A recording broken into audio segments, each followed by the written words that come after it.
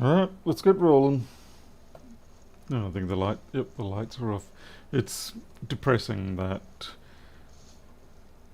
with just a single 20 watt LED bulb in the room, I get what looks like better lighting than when I've got them all on.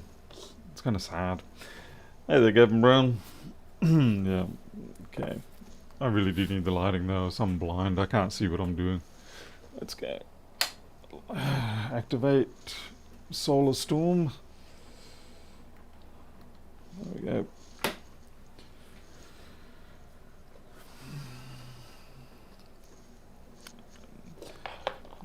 None of you really knows the difference, but it does tend to make a difference in the quality of the encoding. With the lights on, the fine grain quality of the video tends to be superior. Jason, Arnold, Elijah, RT, Elon, Christy, hello Christy, and B-Blood.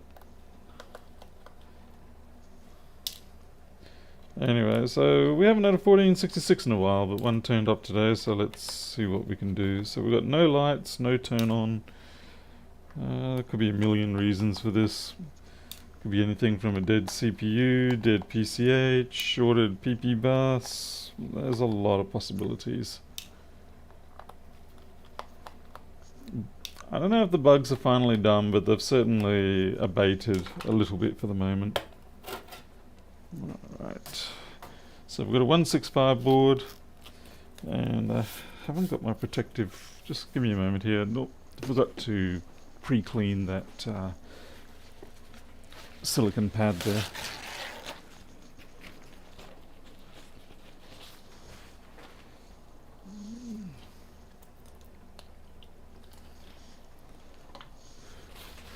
This is basically just ethanol with denaturing agent in it. Actually, I don't think they even denature it now. I think they just put a bittering agent in it. I think they're running into too many troubles with people still getting past the methanol and consuming methanol, which of course will give them a lot of issues. So in the end, they've just gone for bittering agent. Okay, battery's disconnected, which is good. Let's get into it. Hey there, Teresa. I only just saw you now. Miles. Runs fine. What's this? Jason Cosgrove. 1466 runs fine, but when off, suddenly turns itself on by itself. Well, I'm always happy to try and fix those ones. But I've already got a million of your boards here, so I've got to start sending them some back at some point. I'm fast becoming just a storeroom for your stuff.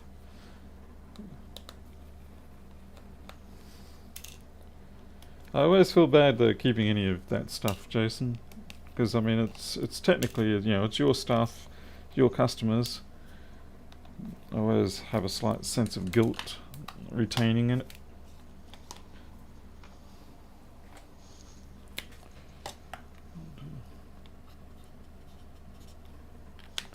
By the way, that 1708 that worked perfectly last night after I did the ultrasonic clean and everything today, it did not work. So yeah, the game is afoot. I've already replaced one of the CD3215s and that didn't fix it, so I'm going to have to replace the other one and see if that fixes it.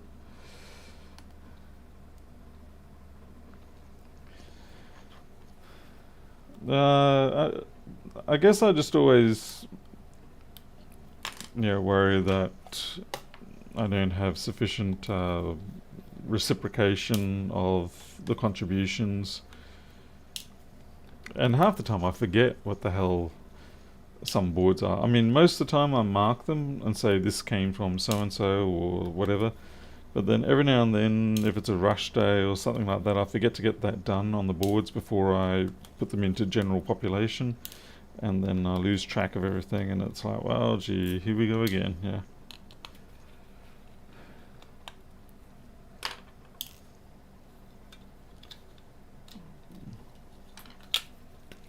Wrong one for that. Hey, Andre.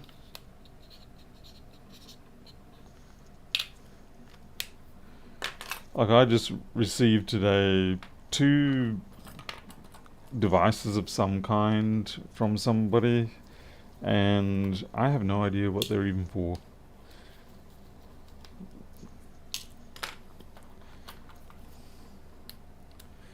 They're not devices for fixing, they're just devices that someone has sent me, like as a thank you, but I really don't know what they're. Yeah, I just don't know what I'm looking at. Hey, Tony W. Alright, well, there's no indications of any sort of liquid damage at this point. Not to say there won't be. Which is a little concerning because that tends to imply, and this is the top of the range board. This is a 2.2 gigahertz, 8 gigabyte board. Yeah, and I have had a couple of these where it just ends up being a PCH death, which is really sad, but it is what it is. Hello there, Omnia. What is it? Quaterite? Omnia Quaterite? Probably viciously pronouncing that. So yeah, I received these today, and I'm actually not even sure what I'm guessing this is like a ROM programmer. Oh yeah, Mac UEFI. Maybe it's got it already built in. And what is this? USB-C and EDP meter. Yeah. So like it's interesting, but I just sort of feel like I barely have time to do anything myself with my own gear. Trying to explore new options like this. These look like the same base units, but different attachments on them. Anyway, I'll have to dig in and see what I can find out, but it could take 6 months before I get around to it. Oh, I know who sent those. They sent them as a thank you for something that I sent them, but I sent them something because it was advantageous for me. My contribution was certainly not altruistic. Quite the opposite. Ah, nearly cut my finger.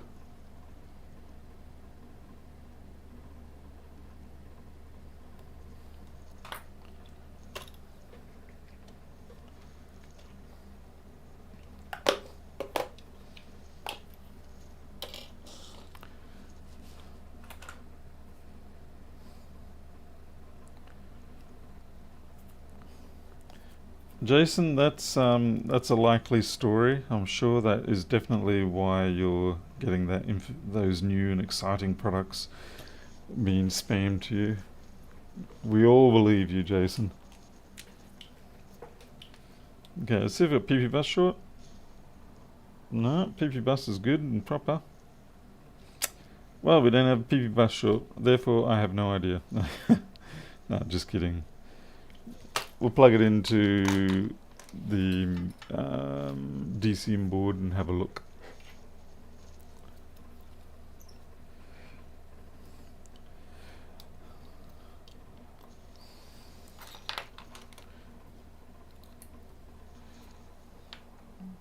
Let's see, where's the MagSafe 2?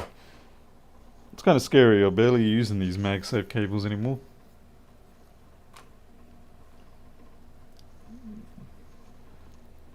Well, Andre, I just try not to assume that anything I do is worth anything too much. Let me guess, this is going to boot up and be fine. That's booting current. That's a problem.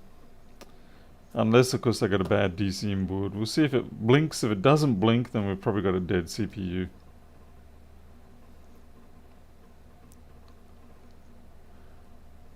Or something is blinking. It's alive. Nothing wrong with that. That's concerning. Okay, what we're going to do is, since it's booting okay, we're going to check over the board for corrosion. Just one little spot's all that's required. And if we don't find any corrosion on there, I'm going to check the DCN board.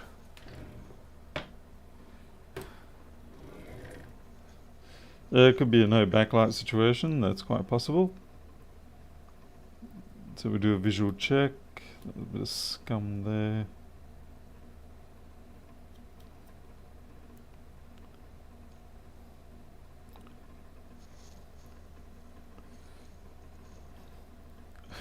Ian being funny, talking about the touch bar on the 1466.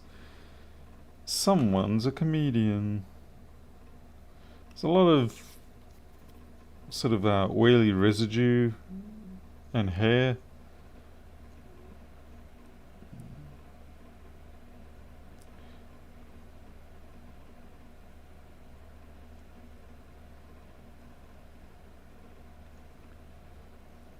We'll check that backlight fuse just out of a precaution. That's good. The reason why I don't tend to check these things first before I disassemble the boards is because too often I get data fault ones, and hey, there's the gecko. I get data fault jobs, and therefore I sort of have a tendency out of habit to just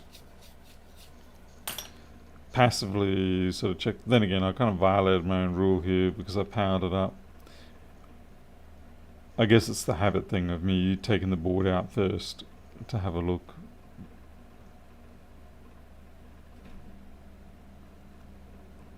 Like I said, it's only going to take one speck of corrosion and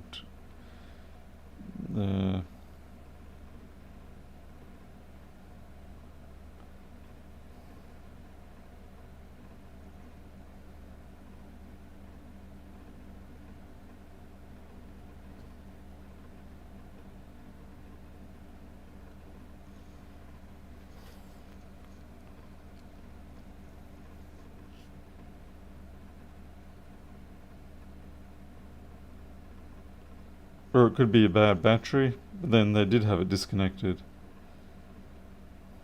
which means to me that they have already checked for that sort of thing.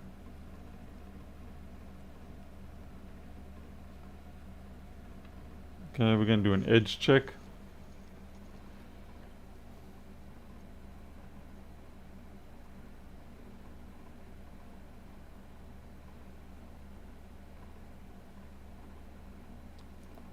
Be surprised how many times there's a bit of corrosion that you can't see from above, but you do an edge check and it shows right up.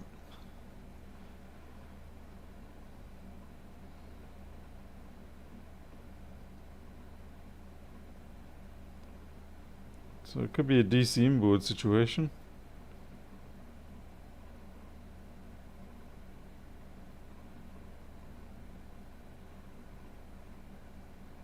Or a bad SSD, that's the other possibility.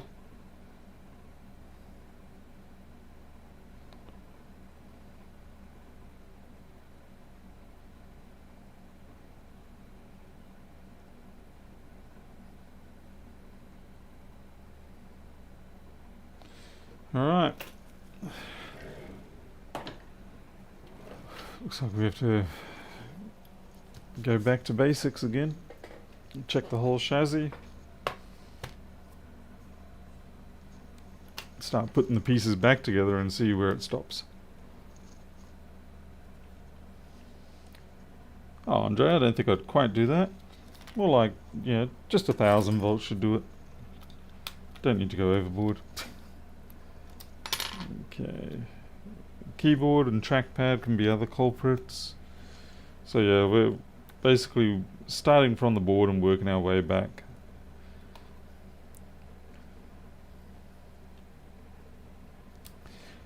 It's a bit like when you want to find a way out of a maze and you don't want to have to remember everything in the maze. I think I might have found the fault, maybe, possibly. You only have to just keep one hand, either your left or your right, on the wall and just constantly follow the wall, and you will get out of that maze, regardless of how many traps or anything it's got in it. But whether, how quickly you get out really depends on, whether you go out. There is corrosion on the end there. There we go. That's on the PC side.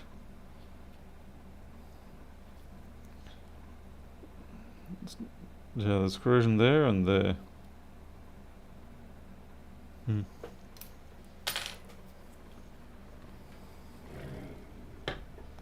Hey, Ed Boss. No, it's booting. We know it boots. So your theory just took a dive. But yeah, if you want to get out of a maze and you don't feel like you have the brains to keep the maze structure in your head, just put your hand on the left or put your hand on the right wall, doesn't matter. Just follow and you will get out. It's inevitable.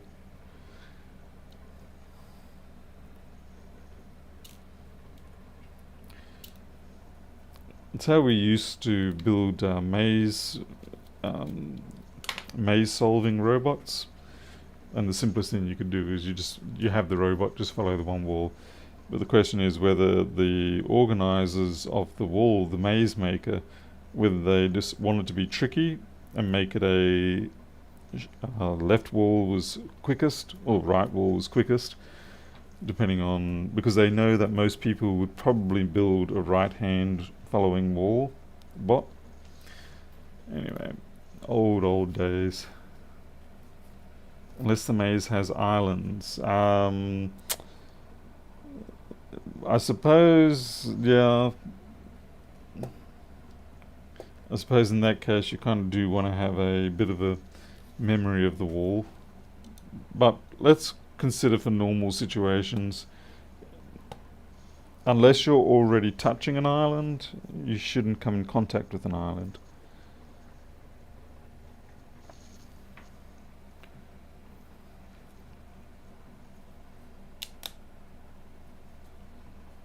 That's booting as well.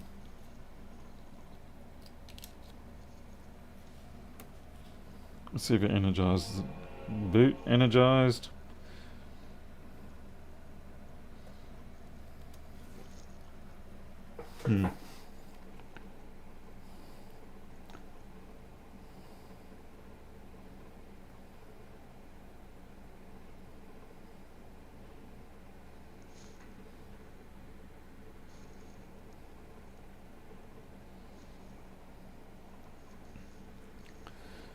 Well, there's definitely corrosion on that flat flex.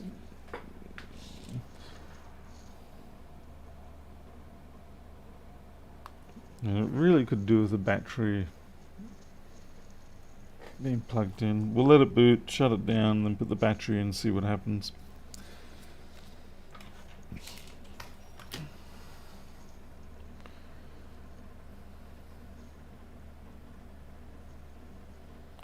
MagSafe 2 connector works normally but has 1 volt on the plus pin. Is it okay? If you're just measuring the end of the pins without it being connected to the MacBook, then yeah, that's normal. It doesn't activate the power unless it's a really cheap third-party one. It doesn't activate the power until it's negotiated with the one-wire system.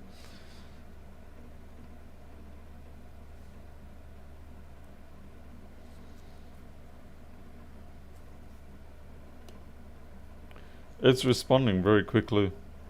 No qualms on this one. I'm going to say that it was probably that flat flex. How boring. I'm happy for it, but I'm not going to get paid for this in the normal way because it's not a board repair. It'll just be a standard diagnostic job. But let's see. Let's put the battery in, see if it behaves itself still.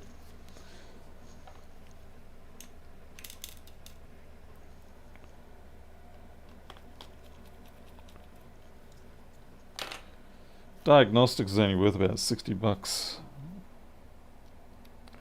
In this case, you have like a half hour worth of service work.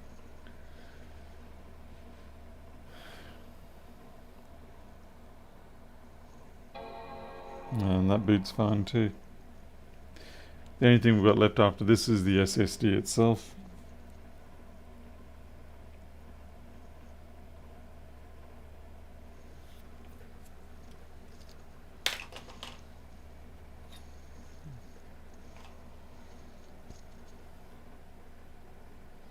It is a Samsung drive, so there's always a bit of concern with those. And it's the 128 gig. Hey, Kristen.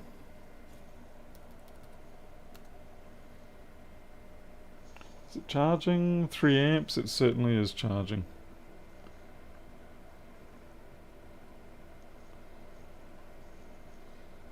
It's showing 17% on the battery, so all the comms are working for that. Yeah.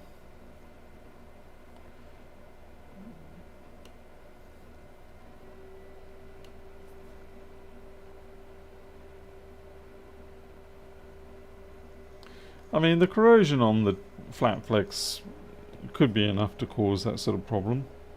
And then the fact that, yeah, just shipping it can make it work, as we know. Don't clean it too late. Already cleaned it. That's why it's working now. Okay, disconnect that. Plug the drive in. Plug the battery back in. Now, we're not going to boot to the client's operating system. We're just going to still boot to the stick. Oh wow, first time I've had it drop focus like that.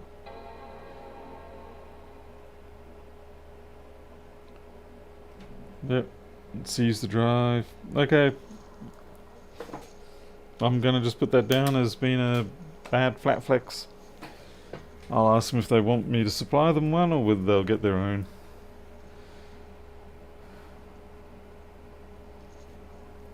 That usually works, Ian. My wife certainly complains about that sort of thing when something's not working.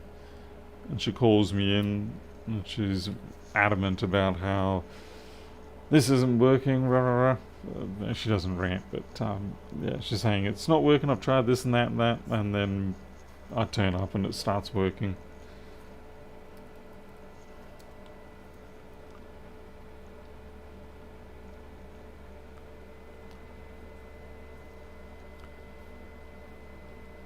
I think if you're dishonourable in trade, then you kind of have to be a very fast-moving sort of person to avoid that sort of thing catching up with you.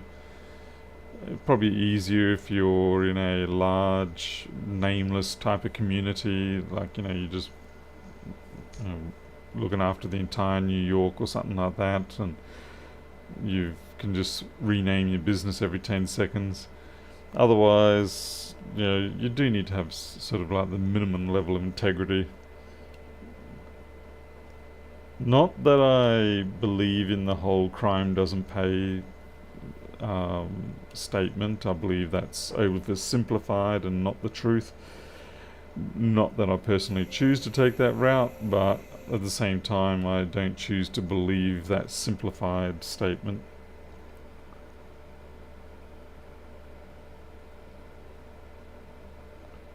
Yeah, Mr. Pedro, on the other hand, he goes the complete opposite. He embraces his scamming system, his whole life, puts his name to it and sticks to it. It's so brash that you're just taken aback by it and you're like, wow, okay, sure, yeah, have my money. I'm proud of you for being so honest. 30 frames per second. Temperatures are up. This is good.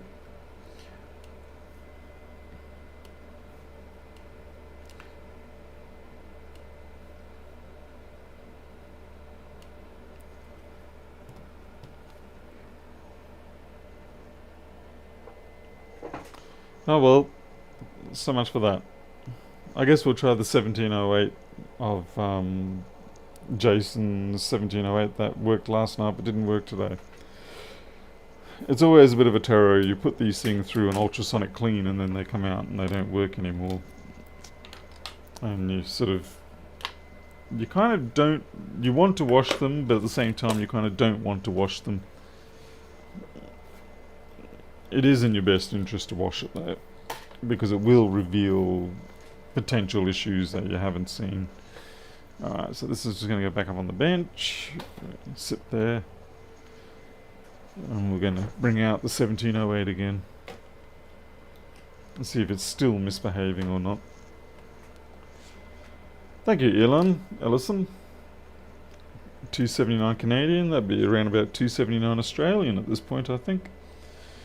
Okay, so this is a board that we worked on last night. There was a bunch of flux and stuff. We cleaned that off, and now it stopped working. I have replaced that CD3215, which is for the rear port. The reason why I did that is because it was cycling, whereas the front one was not. What the heck? I see we have a visitor. Hello, regular.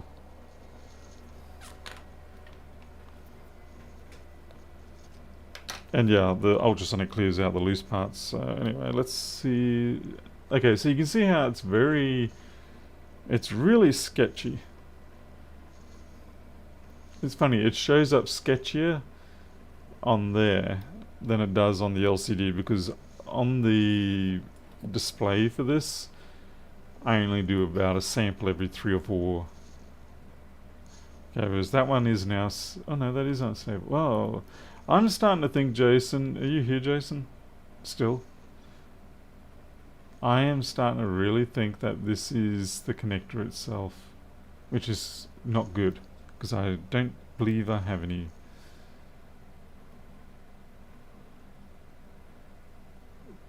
That sort of really twitchy behavior, yeah, that sort of feels more... oh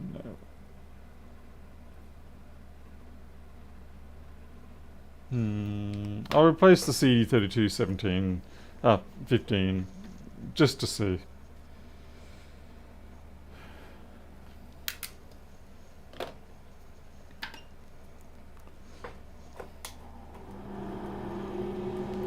No, the connectors are all clean, and it was working fine last night. See, the connectors are nice and clean.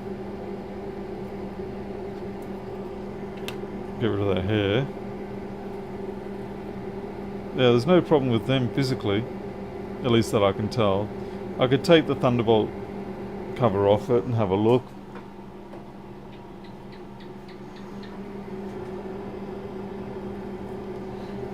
Not really easy to do a quick removal of that connector, unfortunately. It is a bit of a process, and it's slightly risky because we've got the camera chip here, and the camera chip doesn't like being heated up too much. It gets a little fickle about things.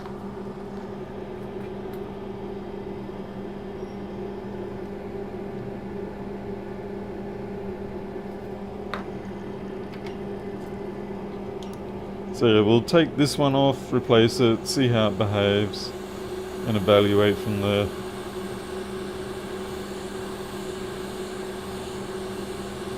You know what I'm going to do first though, is actually remove this cap here. It measures okay, but I'm going to remove it because it has a little bit of a defect on it. Okay.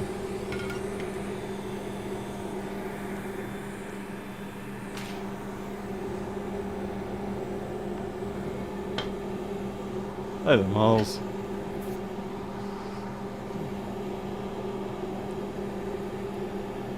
Okay, so that was that one. So let's try the... that's more stable. The question is it stable because of the heat that I put in the board, or stable because it was the capacitor? We're still not getting 20 volts though.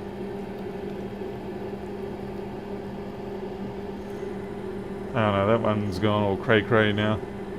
Alright. I'm going to remove that 3215.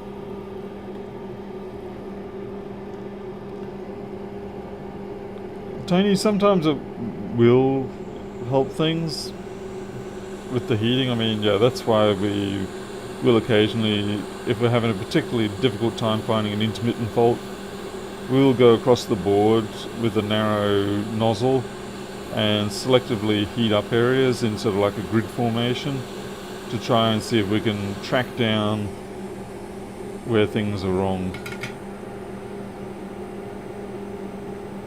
Okay, call me suspicious, but that there does not look like that had a proper solder on it. Mother flipper ducker. Yeah, okay, that's interesting. Have a look at this. There was a ball missing there. I think. I could be wrong. Probably am wrong. Maybe it migrated from the... That looks like a double ball. But it really doesn't look like there was anything sitting on there.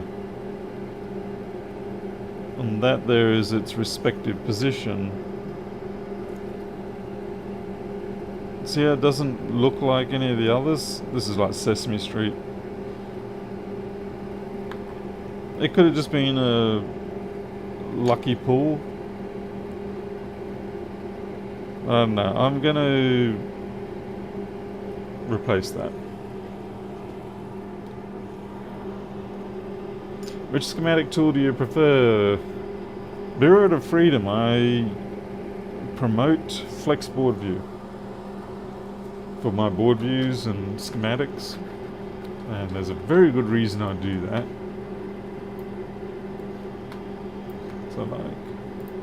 So this is my Flex Board View, and this is the schematic board,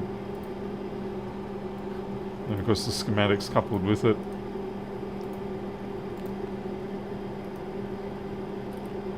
Anyway, so yeah, that's the software I prefer.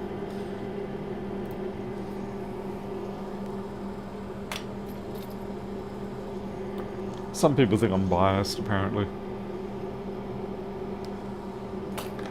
Can't possibly imagine why they would think that, though. There's no bias.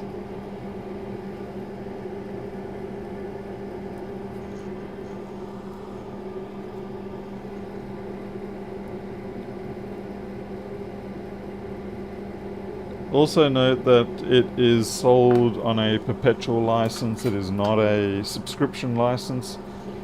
So once you bought a license, you don't have to renew it. You can upgrade later if you want, but you don't have to renew it. And you won't get locked out or anything like that. It's yours as per traditional style software. Can't believe it's now considered traditional style licensing.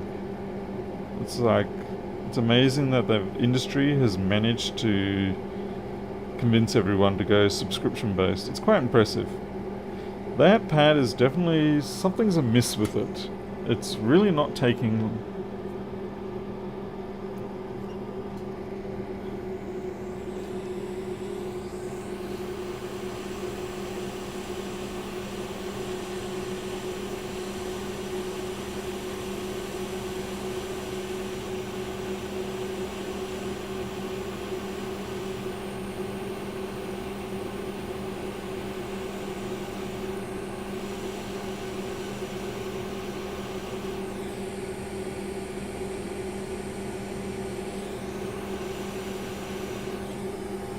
Looks good.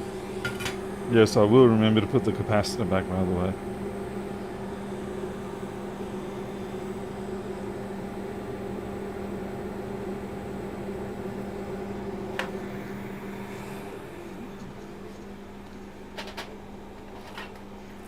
Looks like I need to buy another 10 or 20 3215s. I'm always a little bit scared of buying bulk lots of 3215s because I've been burned a couple of times, as have most of us, with fake ones.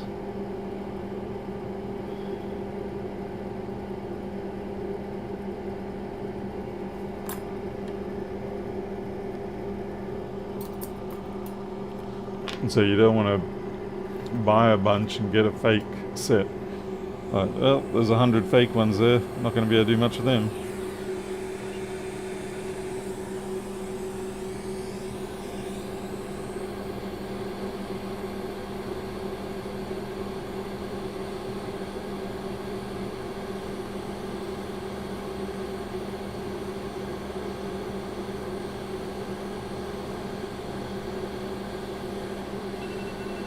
That's the 1030 micro core.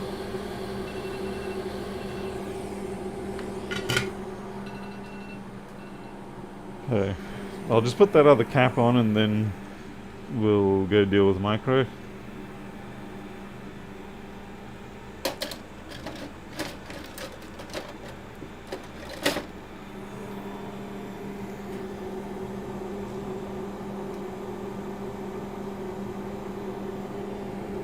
I have missed one leg, what the hell?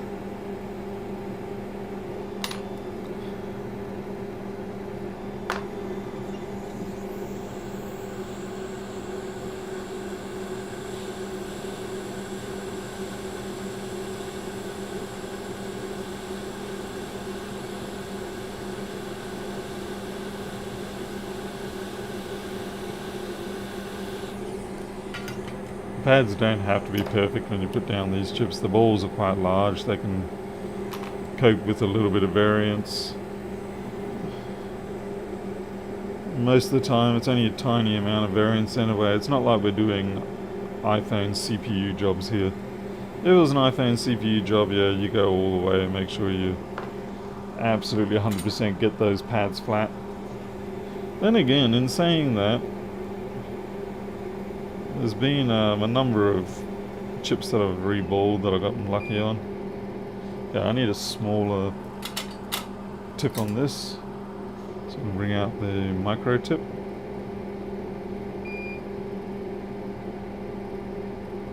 It's good. There's going to be an excess amount of solder on that, unfortunately, so it's going to push out a little bit.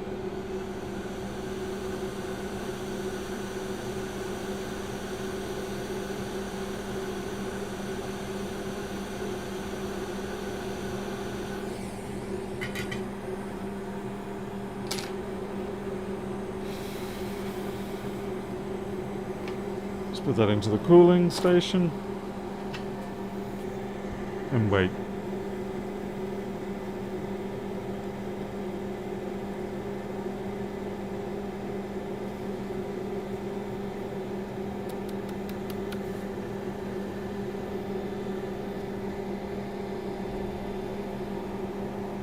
Still a little bit warm. It is handy having the fume extractor in such a way that you can use it as a resting point for the circuit boards to cool down.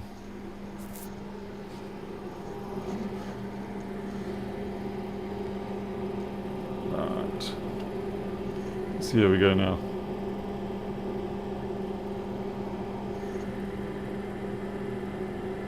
Yep, and that was it. Alright, so I think it was just that one pad. Yeah, we're good now. Yeah, it was that one pad in the corner. For some reason, it just didn't take the solder properly. And now it does. So that's fixed. Alright, I've got to go and give Micro's injection. Hopefully he's just around the corner.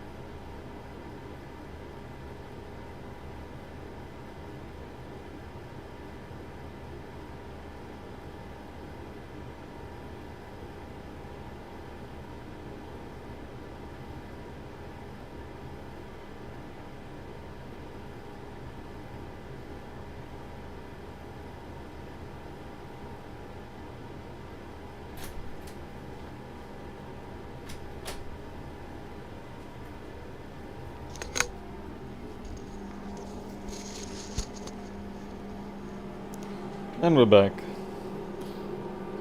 Hey, Denumrose. Give it more time to cool down. Alright, well, we have now. I'm gonna hate Denumrose if... And it still boots.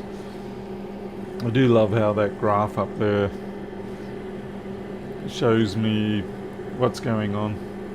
I can make that very large if I want on my own screen or even on the open broadcaster.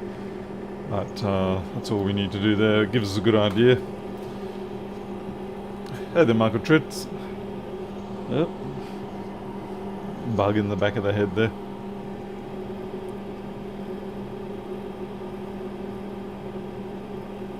That's this bee blood. You had an older cat and needed subdermal injections of liquid agar. That's pretty tough.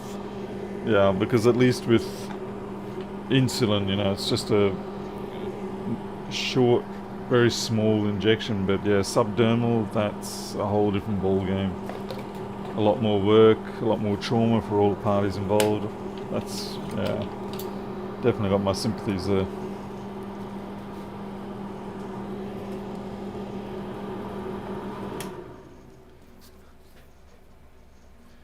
Crocodile bringing up the old John West theme.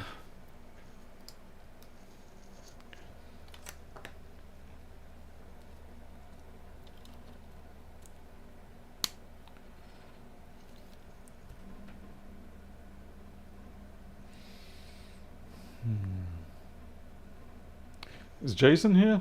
Is Jason run off? I was gonna say whether he wants me to go through the whole ultrasonic cleaning process again on that. It's a very limited amount of flux on that. It's really not a lot.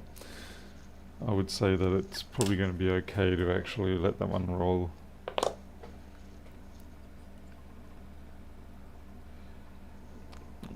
Crocodile, basically, no, pretty much anything with pancreas, whatever, or, you know, can get it.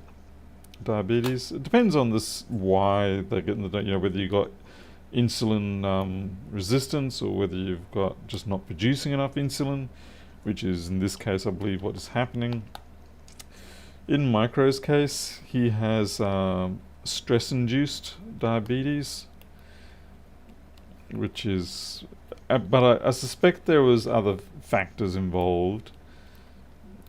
There was a strange disease that we never got to the bottom of in terms of, we never got a conclusive report on what it was. We did a lot of tests, but we never got to the bottom of it, and that's something that went through a lot of our cats.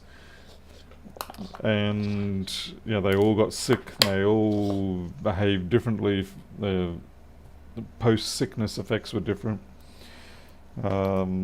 And in Micro's case, it seems like whatever it was may have contributed towards the damaging of his pancreas.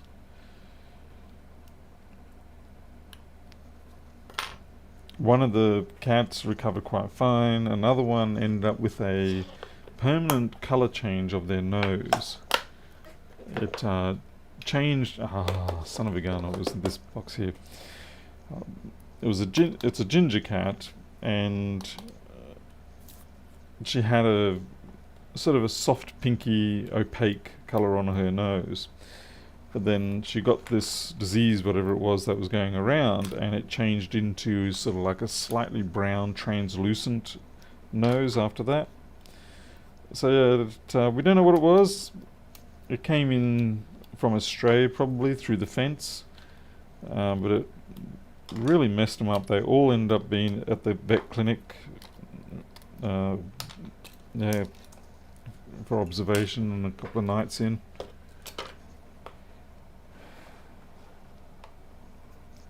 Tony, actually, sad to say, but I don't know for sure. I'm not exactly sure which one's which.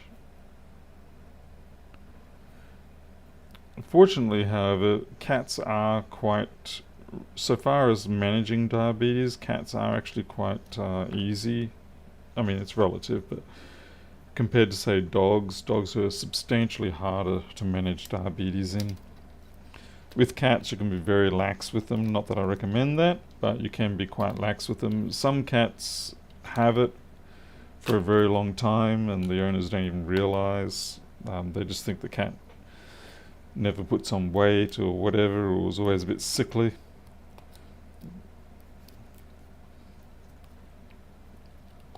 In Micro's case, the symptoms that we had was he was drinking a fair bit of water. That seems to be a very common issue. Uh, he wanted to eat a lot, but he wouldn't be able to eat a lot. So we would end up opening like 10 little cans a day, and he'd eat like a quarter of the can each time. And of course, he was losing a lot of weight. No matter what we did, we couldn't get that weight to stick on him.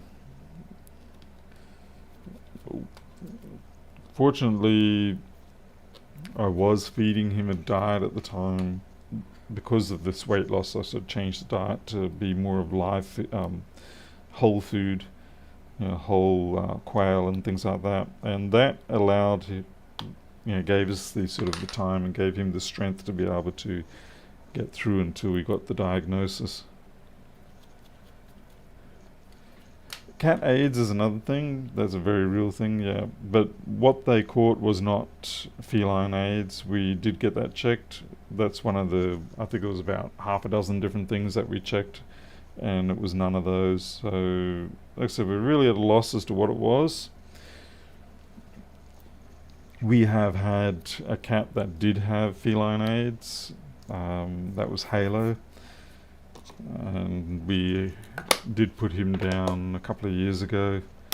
It wasn't ideal, but it was like 2.5 years ago now. It worked out not too bad, all things considered. Obviously not so great for him, but he was in for surgery on his mouth because he got into a fight. Jumped over the fence out of our enclosures, got into a fight, and broke his canine tooth, and so he was in for surgery for that. And that's when the results came in that he had feline AIDS. And while he was still mostly under after he had done the surgery, we chose then to just put him down because it was kind of less traumatic then. He was awake enough that he knew we were there, and we were just sort of saying goodbye to him. He was an old cat, and he probably would have succumbed to the effects of feline AIDS within 6 months or so after that anyway.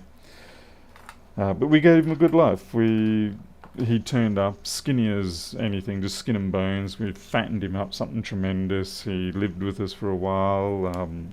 There's a couple of pictures of me. We're watching YouTube or something together in bed, and he's just with me. So yeah, we gave him the best we could, but unfortunately we did have to end up putting him down. It's never nice, no matter how you go about it, but it was, like I said, about the best you could hope for in that sort of situation.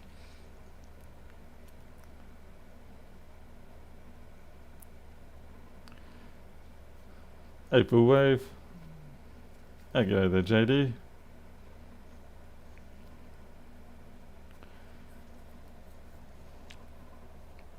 We don't get many quail up here for eating, Miles. It's not really a dish for the rural type people. But you are quite right, they're very nice. Teresa, yes. Halo, yeah. Actually, that was like 2.5 years ago now. Alright, I just realised I just booted straight up into the person's stuff, but fortunately, that's all good. Okay, well, I don't know if Jason's around or not, but Jason, this is all working properly now, so we've got to the bottom of that. I'm very happy. We've had quite a few people on chat here who've been fighting cancer, my father included, although he, by the time we found that out, it was well and truly way too late anyway, and it was pancreatic cancer. So by the time you feel pancreatic cancer, it's basically you're too late. That's one of the nasty things about it. Alright, that's good. We'll disconnect that. That is now fixed, good and proper. Oh yeah, that's right, Teresa, with the damned eviction notice thing. Yeah, I'm just going to go put this into the other room so that it is no longer in this room.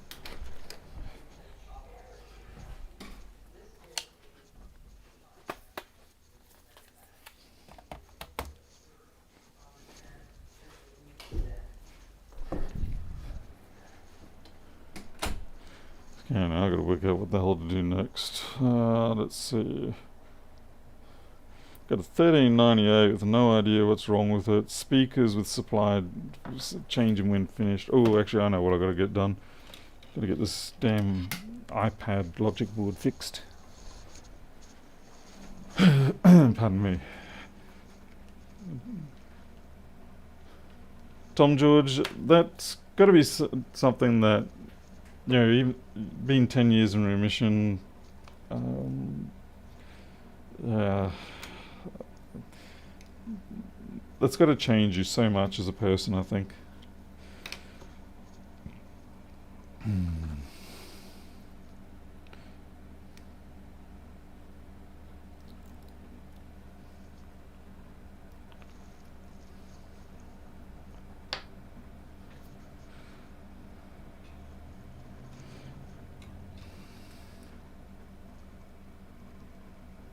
Hey, Gadgets Clink.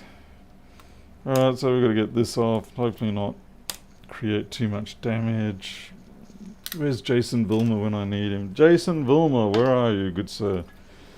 Other than laughing it up in Florida. The crazy man that you are. Okay, the way I usually like to take these off is first I will douse them up with some leaded solder, and then I'll slide a spudger under them.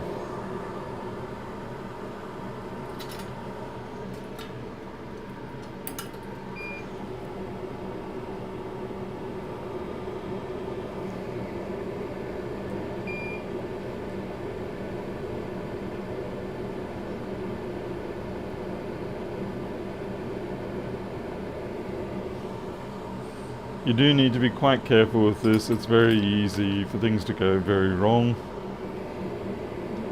I'm just going to make sure I got my angles right on that spudger.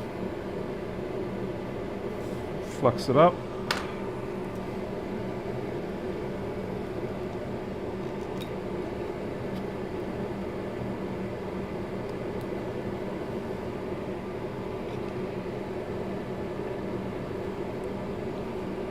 I might just preheat it a little bit.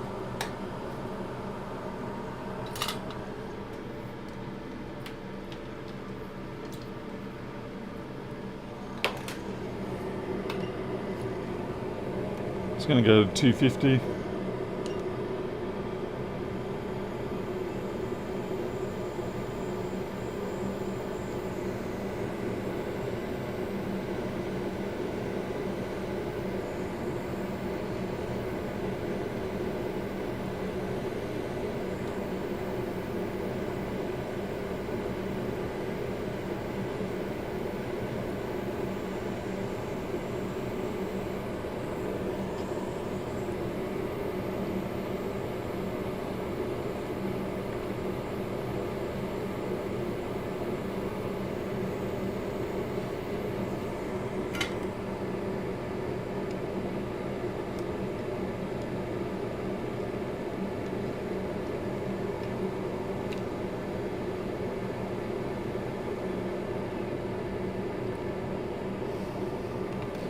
I don't know why, but I'm actually feeling quite awkward, angle-wise.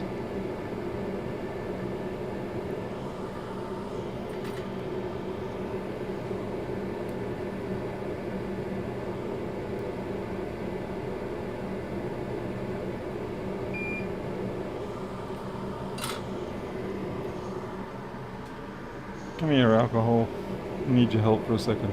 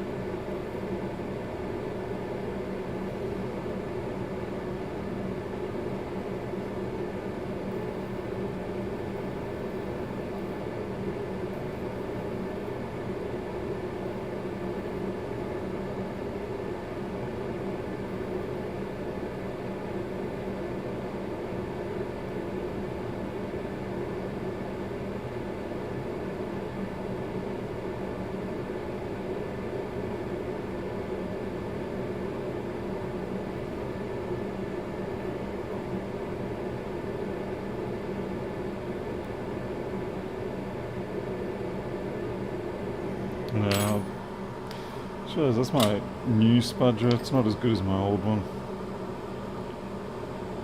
You just get a better spudger blade, something that's finer.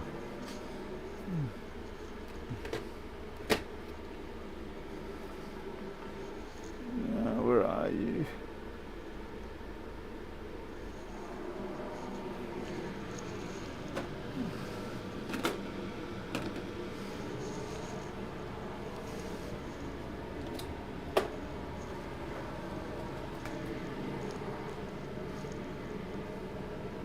Ah, there you are.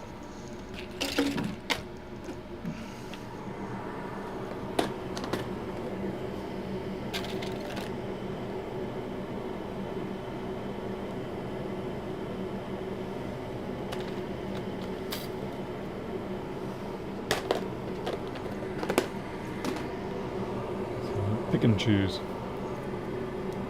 Hey, laptop. Yeah, low melt's always an option, but I don't usually go for the low melt. Just a personal choice.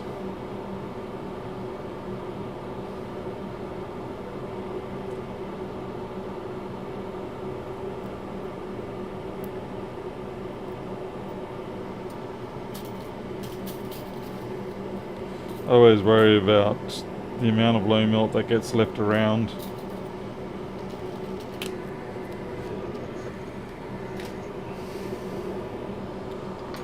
Sorry, I'm just having a hard time picking up this very thin spudger.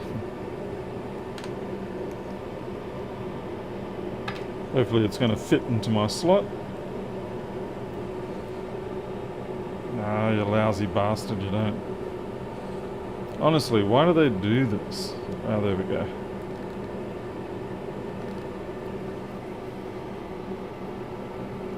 They make the width of this just ever so sort of too close to the width of the device. Yeah, anyway. Let's go drop some more solder on this.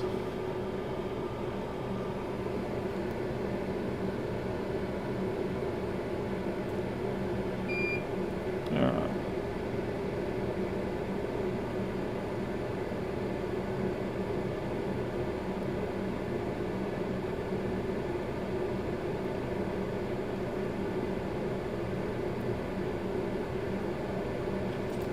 Okay, I think I've got a problem whereby I have created little solder spikes .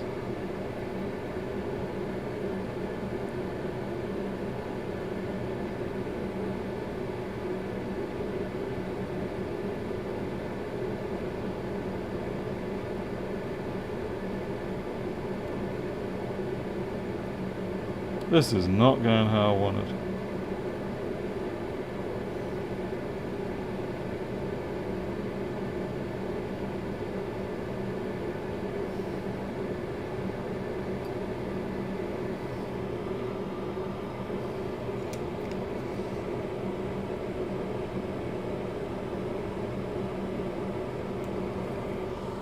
You know what, it might be just easier to go hot air.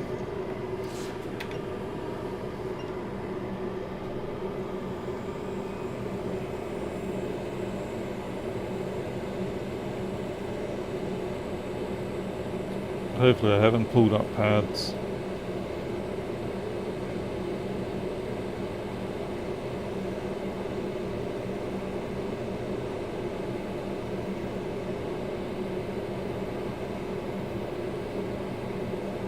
Oh, for God's sake.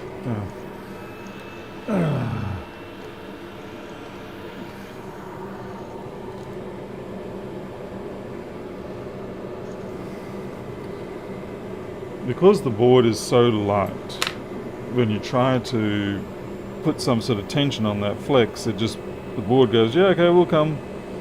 It's like an unwanted party.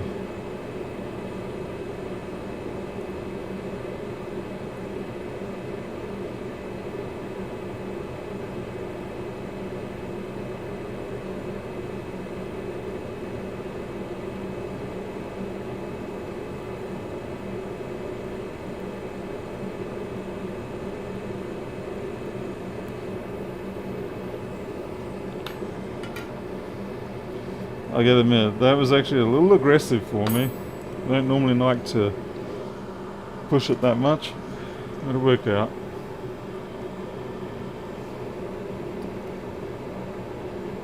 Now, hopefully the pads are intact. They seem pretty good. Okay.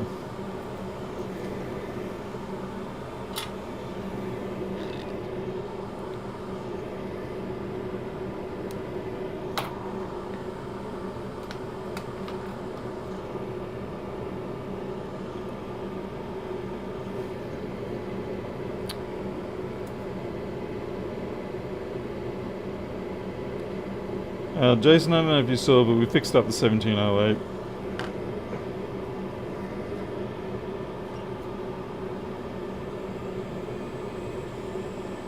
Oh, if you're wondering, I am holding it down using one of the best weight methods, and that is a 12 volt 7 amp hour SLA pack.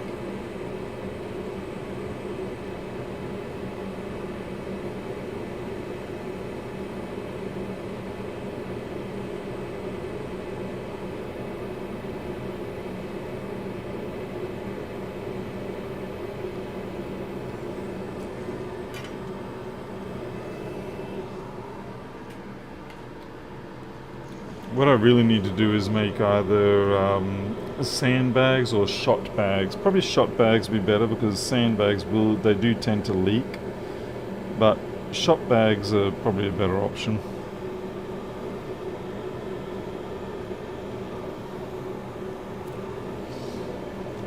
If you're wondering what shot bags are, they're just little cloth bags with lead shot in them.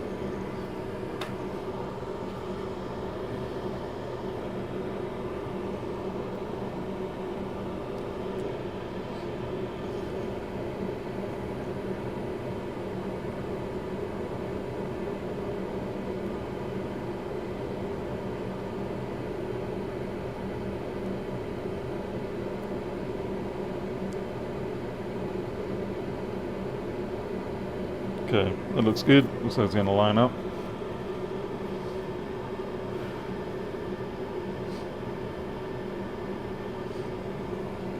Jason, how is it that these people just don't have backups? I mean, the iCloud and other cloud methods are so... people can't keep unwanted photos off the internet or stuff like that, and yet somehow they don't manage to keep their dissertation off the or whatever. I mean, I get it, I understand these things happen, but it's just always kind of amusing.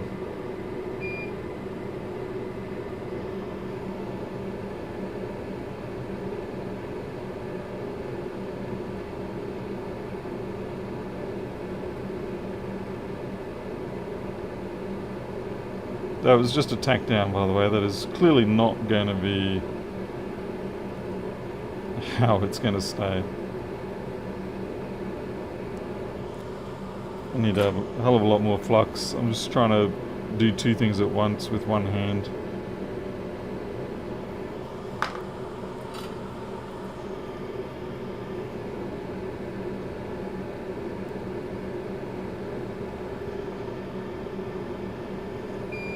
Well, I agree, Miles. I feel that what Apple should be doing is when you buy a new Apple device, there should be sufficient iCloud capacity to hold the entirety of that device already ready to go for you.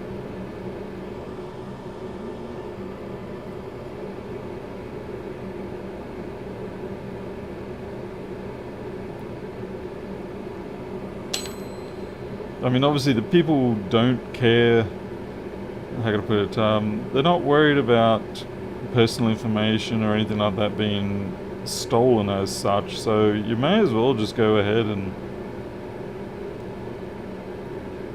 I mean, geez, they're already on all the social media, so...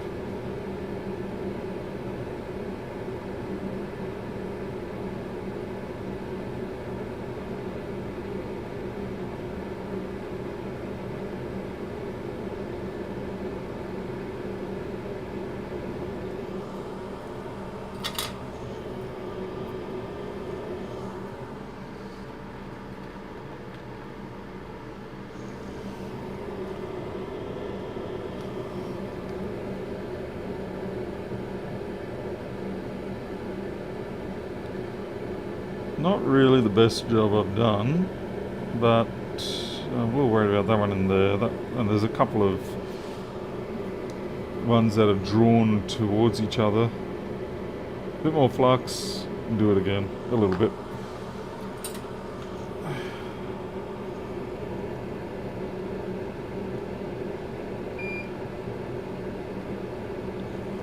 I feel like it's just floating up somehow.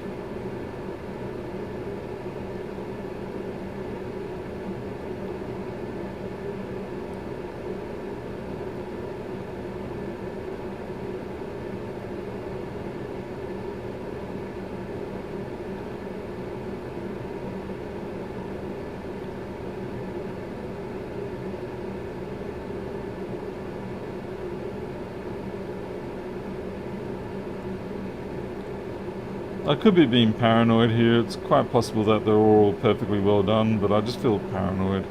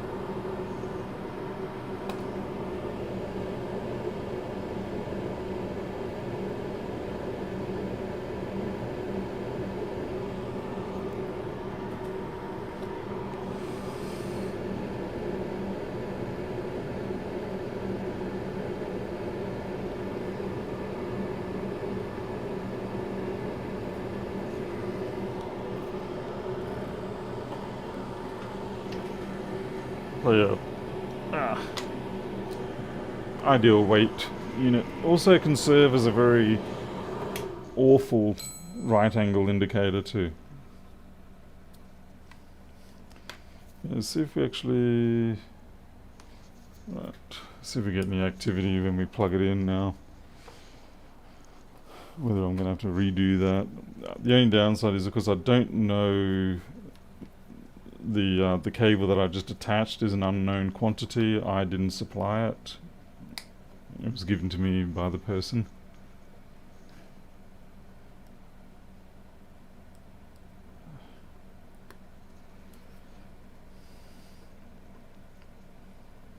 There's some sort of activity there. 150, 300 and cycling. Yeah, okay. Looks like a standard battery connector. I'm not really sure which one it is, but let's see. I'm gonna get myself an iPhone, iPad battery. Maybe this one. Hey, Sudi. By the way, I'm not worried about the fact that you can see a person's name there. That's not a concern at all in this case.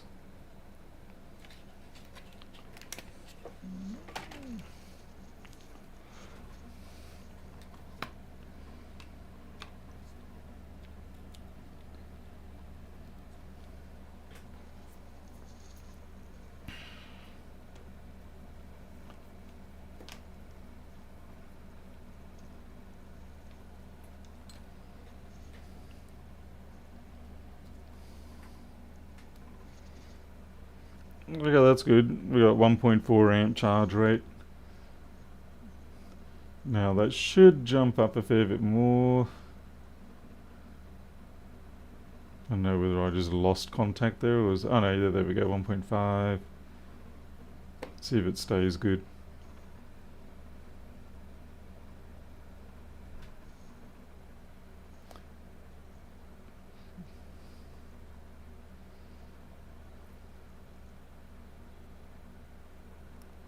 At least we know it is charging.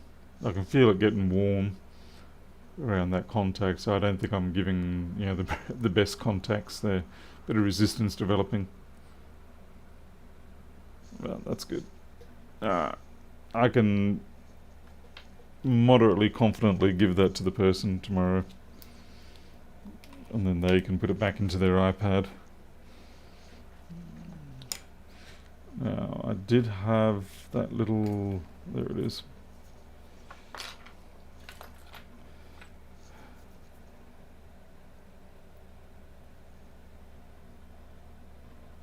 I was genuinely worried when I was getting that, peeling it off originally, that I had lifted some pads. It just felt terrible. Yeah, normally you get a feel for when you're risking yanking up some things that you don't want to, and I really... it just... There was no smoothness about it. It was just chunk, chunk, chunk. Alright, what else we got here? Black tea damage does not turn on. Well, let's go for that. Actually, this one, yeah, I was supposed to do this quite some time ago. In fact, this customer in general I have been appallingly bad with. They've been excellent customers in the sense of tolerating my inability to attend to the situation quicker through no fault of their own.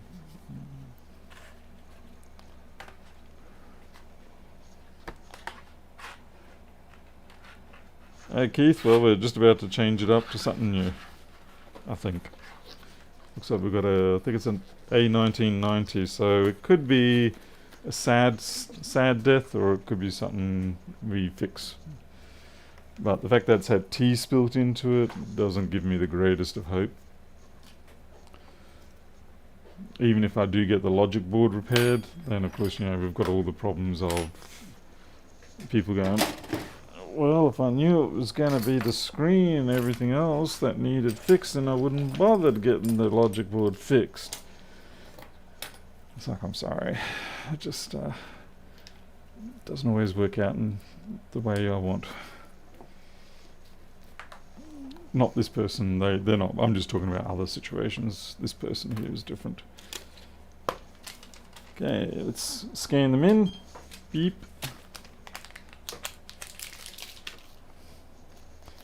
I think it's actually hardest when businesses send me a job and the logic board gets fixed, but then there's other stuff in the machine that is wrong, like the dead screen, all that sort of stuff, and the customer turns around and says, look, I just don't want to, I want to abandon the repair.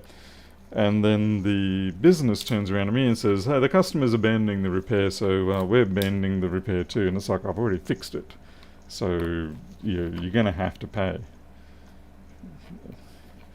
It's part of the thing. If you want to be, if you're going to be a middleman with this situation, then you have to take on some responsibility as well.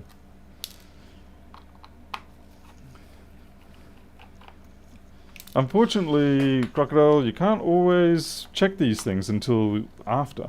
That's the problem. We don't all have full stock of everything, particularly the newer machines. This is a clusterfuck. Nah, this is milky tea. Crap. Yeah, this is going to be... Well, at the very least, we'll try to get data, eh? But I would say that the keyboard's definitely right off. I mean, you can see it all here. It's very unfortunate. Someone's already been in here.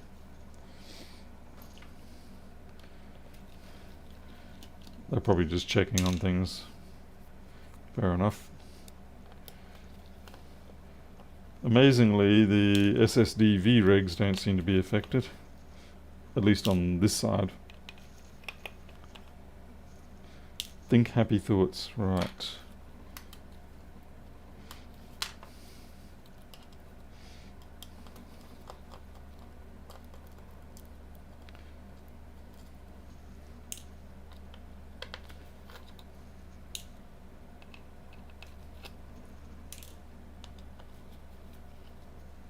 What's the time currently? 23:13. Alright, we've got a Phillips head, Rando Phillips head in there. Interesting. Well, at least they matched the thread and everything and the length. That would have taken a bit of searching. It's probably from an iPhone.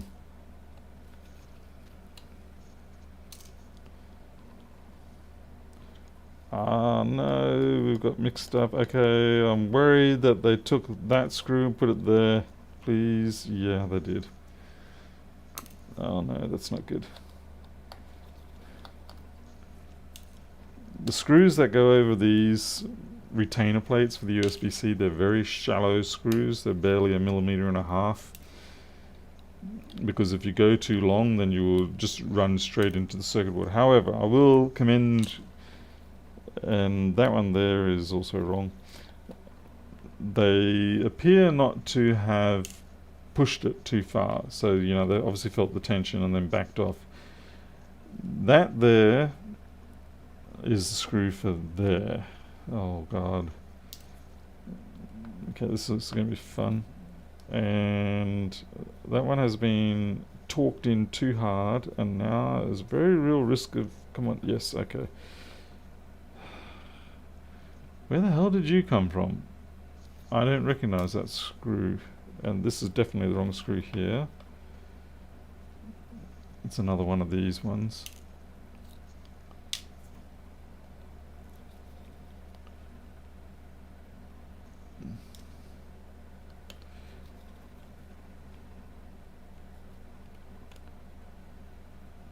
Okay, those two are at least good, which is, it's fine or better. Because if you long screw this section here of the screen, that's the T-con board, then your screen's dead. So thankfully that didn't happen, so it's one blessing. Okay, that there is for there,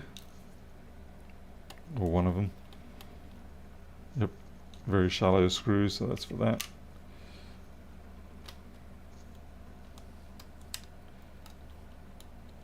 Should throw some lag bolts in just for good measure.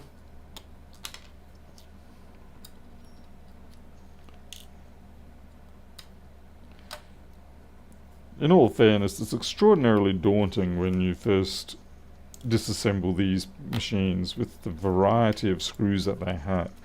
There are ways that you can detect and determine which ones are which. Geez, I don't even know where that one goes. It's going to be one of these ones.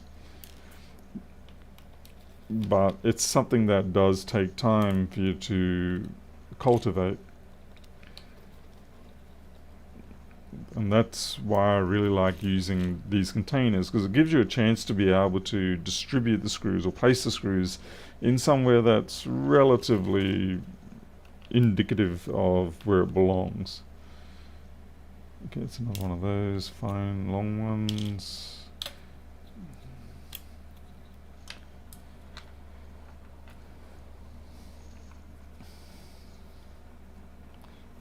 Hey, Steve W. Yeah, Dynabolt. Yeah. What are those chemical set ones? Pazlo? Pazlo? Oh no, that's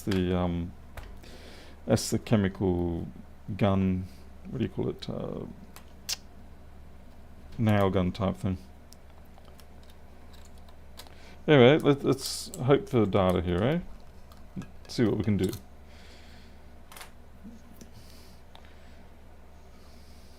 There's a chance. The board actually doesn't look too bad, really. Yeah, I mean, yeah, there's a bit of milky tea on the there, and there's a little bit of indication there. I just see a ghost walk past. Yes, there's Elita. Okay, it's a 1041. Big concern is there's an indicator going off here, but I don't think... Well, actually, is it? Oh no, I can see a corroded cap end on the SSD section. Damn it. We've got a corroded cap end. That's bad news. That means liquid did get under that V-rig, or most likely.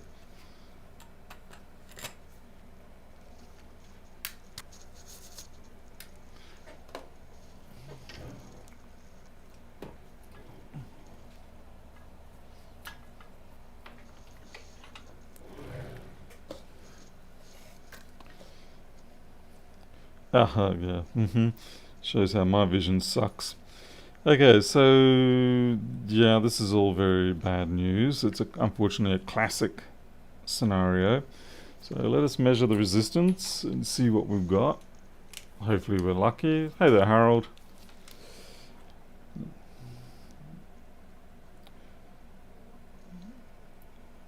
Okay, that's fine for that side. This side, amazingly, we are okay here. 475, that should be alright. I think. Where is that PP? Oh man. 25V.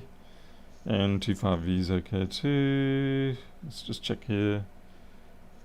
Yeah, it looks like the NAND might have survived this, but we definitely have to replace that VREG.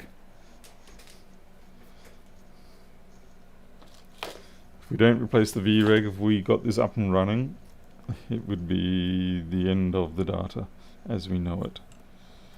Let's check on this side. Amazingly, on this side, which is where you would normally get corrosion just simply through atmospherical effects, just from moisture in the air, nothing is really going on here. Instead, it's the direct ingress of liquid that has caught this one out. Like I said, we may be lucky. It might be that the rest of the system shut down before anything further happened. Might have to have a look at that one, although it doesn't look like anything's come through there. We'll give that a bit of a flux and boil. That's the 0.9 volt.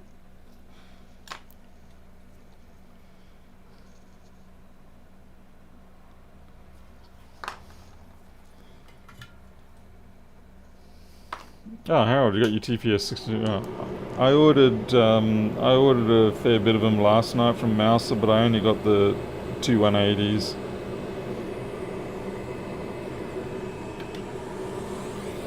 I'll wait for someone else to experiment with the 8.4s and see how they fare.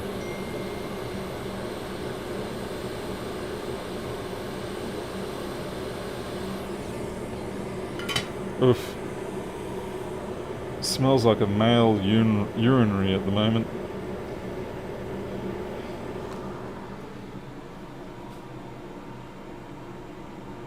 Oh, thank you, Ben Campbell. Who's Ben Campbell? Will the real Ben Campbell please stand up?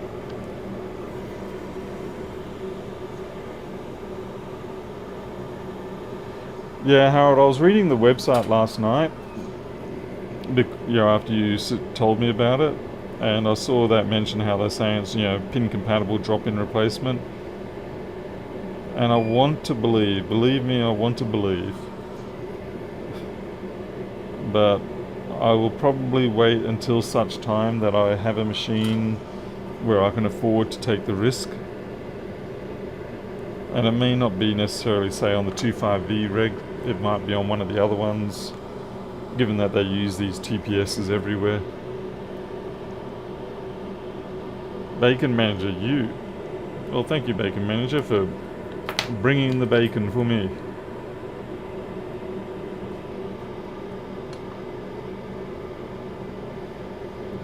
Hey, Bolson.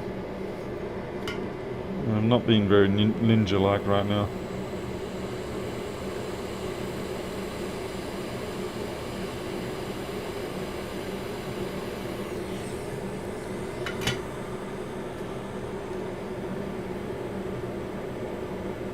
Yeah, I'm gonna have to take that cap off. I can't live with myself if I don't.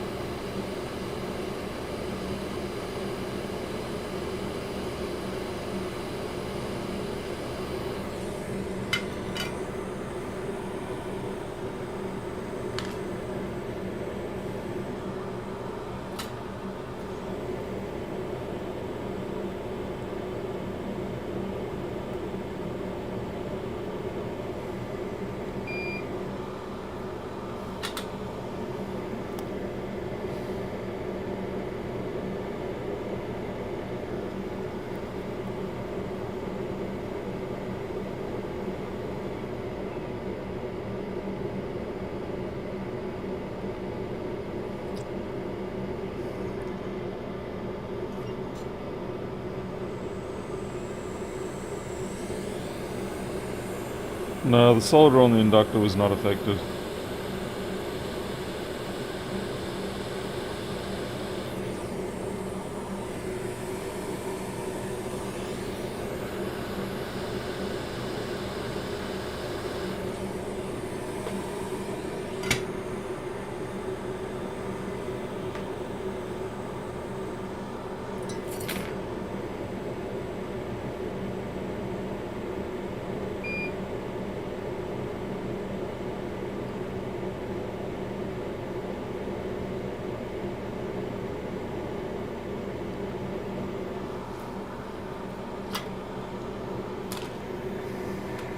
Not sure if I got a 1041. Have I got a 1041 for a donor? Yes, I do. The trouble is, most of my 1041s, if I've got them, have been stripped or ripped or... yeah.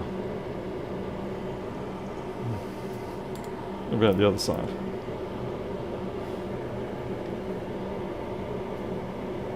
Alright, that one's got parts that I can use. This one here had a NAND failure, as you can see there, I've marked it.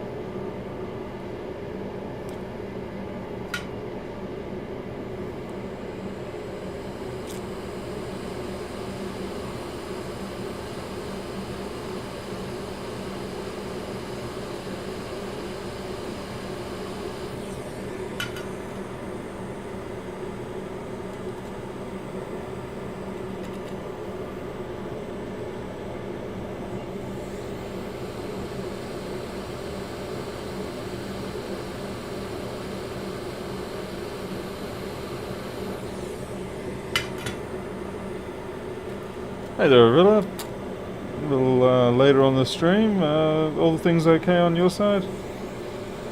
Well enough, I should rather say, since let's be real, most of the time when people say, you okay? And you're like, yeah, even if you've got hell on earth. It's just the way we're trained to respond.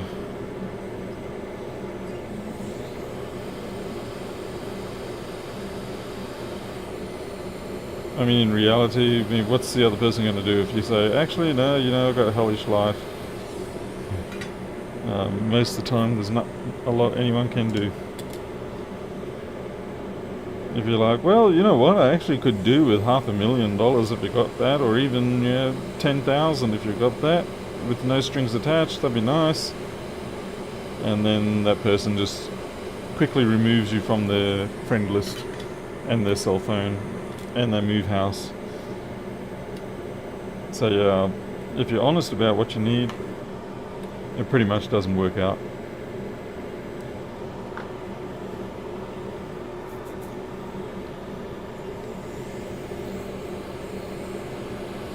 And definitely don't tell the banks, for God's sake, don't tell the banks.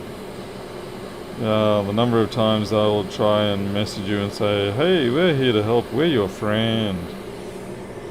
Just let us know if you're having any difficulties, and we've got people on the ready to talk to you about what we can do to help. It's like bullshit.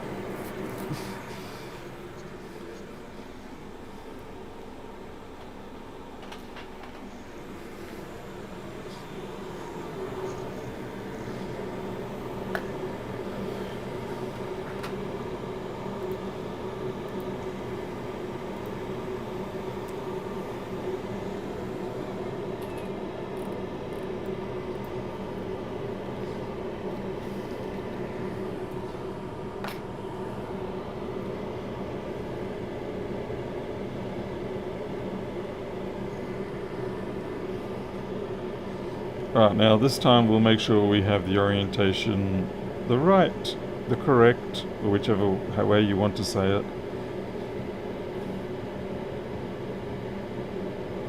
Yep, let's drop the airflow down a bit. We don't want this blown around too much. Drop it down to 60. We still keep the heat.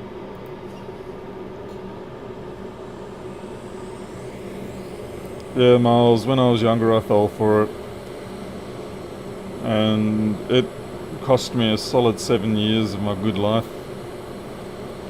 So I'm kind of trying my best to spread the message out there that the last thing you want to do is openly admit to government and banks that you're having a bit of strife. Okay, that's not reflowing because it's just not reflowing.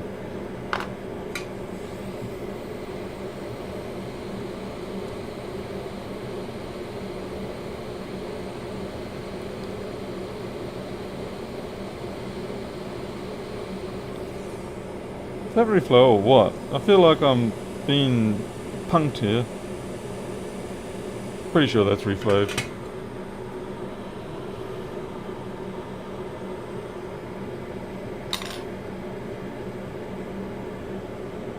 Yeah, it looks reflowed to me. Hey Patrick, welcome. Ah,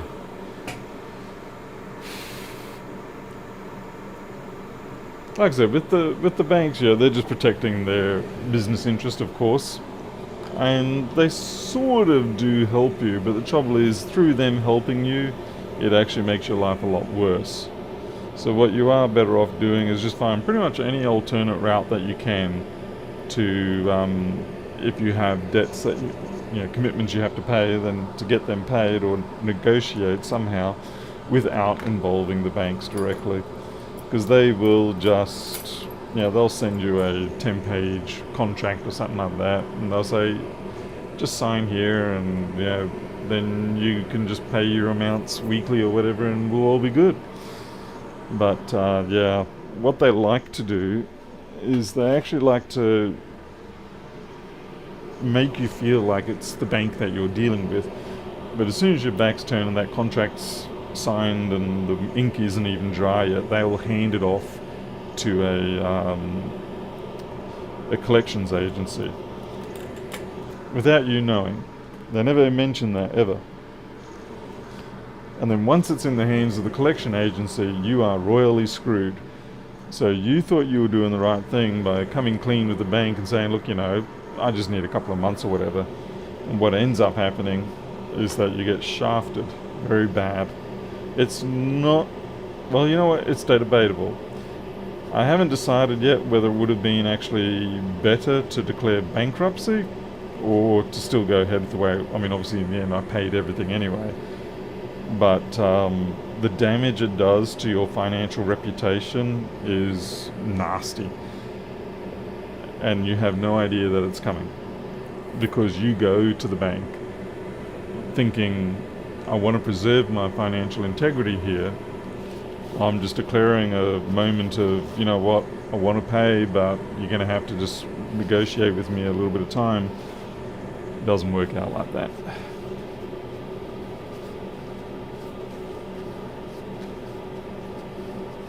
The easier things are made, the more you pay. That's quite true. Okay, so we cleaned up that one VREG, but we do need to look at the rest of the board for other stuff.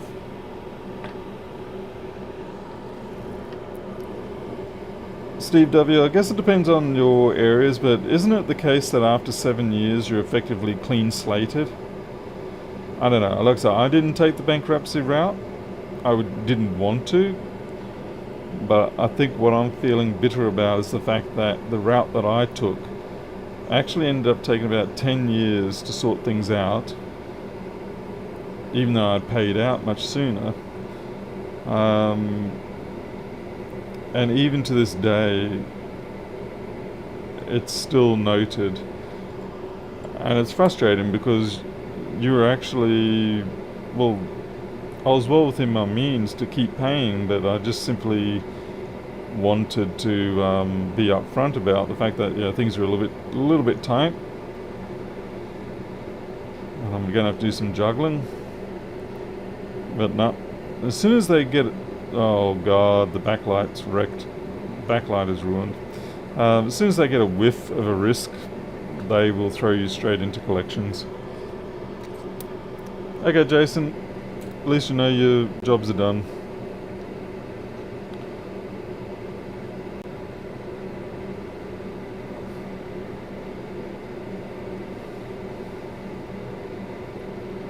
Alright, so backlight is trashed.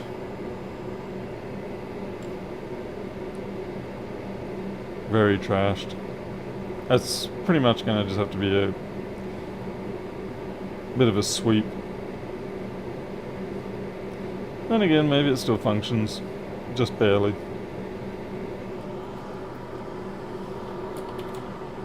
Like I said, I'm not saying be deceitful or deny the issue. I'm just saying be careful about who you tell about it.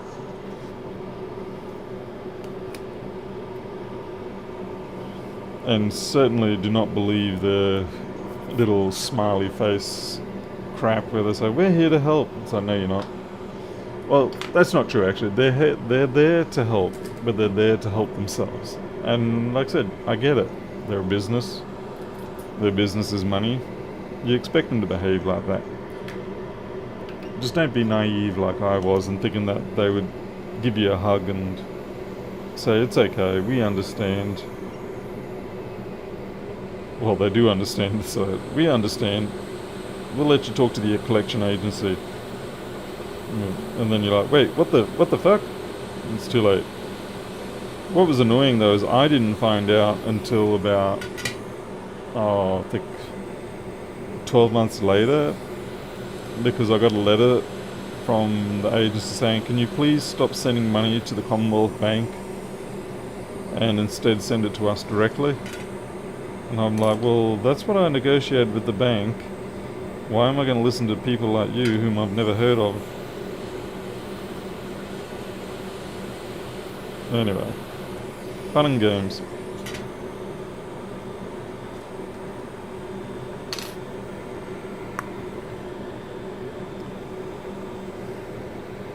Don't know if I really need those, but I'm going to put them back on.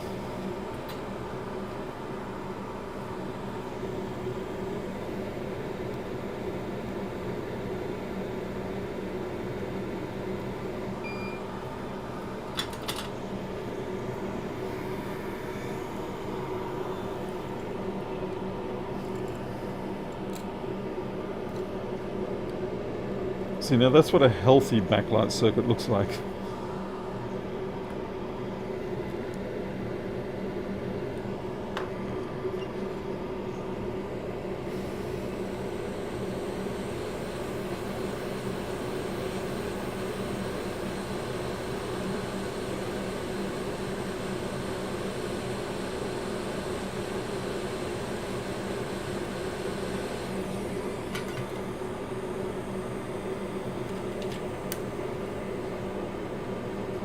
I do agree, Jim. I guess it's a case of if you're aware of the pros and cons, it's easy for you then to make a choice with your eyes open.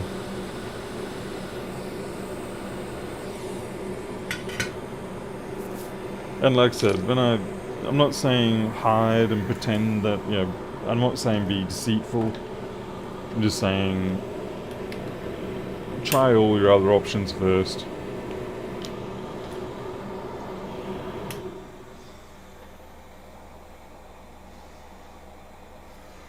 I don't even know if I can. So do I have a 1990 chassis? I think I've got a 1990 chassis. I'm pretty sure I do actually. The chassis I don't have that I'm still looking for is the 2142s.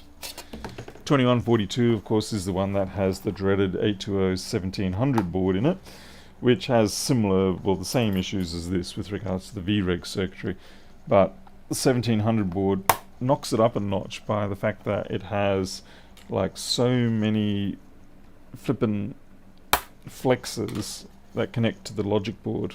When you go to put it in, it's a task and a half to put the thing back in a hurry.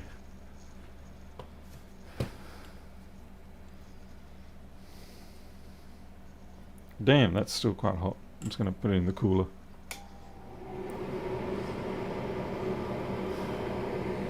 Yeah, so I'm still on the lookout for a A2142 chassis. Funnily enough, I haven't really been getting a lot of the 2142s lately. It's mostly 1990s I'm getting. With the 2142, maybe it's easier if I refer it to that. With the A1990, it's this V-Reg up here that gets hit by the corrosion, where with the 2142, it's this one down here that gets hit. What's everyone's thoughts of Elon's Twitter? I guess we'll see how it goes. There's a lot of people that are really getting excited about the fact that, there's drama and grief and things aren't going as well as Elon wants. And I'm seeing a lot of behavior of people just sort of like going for the whole kick when they're down sort of thing. And I don't know, maybe I'm naive or something, but I really don't have a massive problem with Elon. I think, he's compelled the world to do a fair bit better, and he's. I think a lot of people like to try and make it that he. How can I put it? It's hard to describe. Yeah, the guy's eccentric, and the guy has some very weird tendencies, and the guy's not the greatest guy for a lot of things, but I will give him credit where it's due that he managed to organise a situation where we do have rockets that are reusable. We do have a now very quickly advancing electric vehicle scenario. And yeah, there's a lot of other things that are complete and utter disasters as per most project orientated businesses, research and development. But yeah, there is this sort of pouring out at the moment, I've noticed, of people going, they just want to see the world burn because they didn't like the guy for one reason or another. It's like, I'd probably sooner behave like that with someone like Jeff Bezos or something.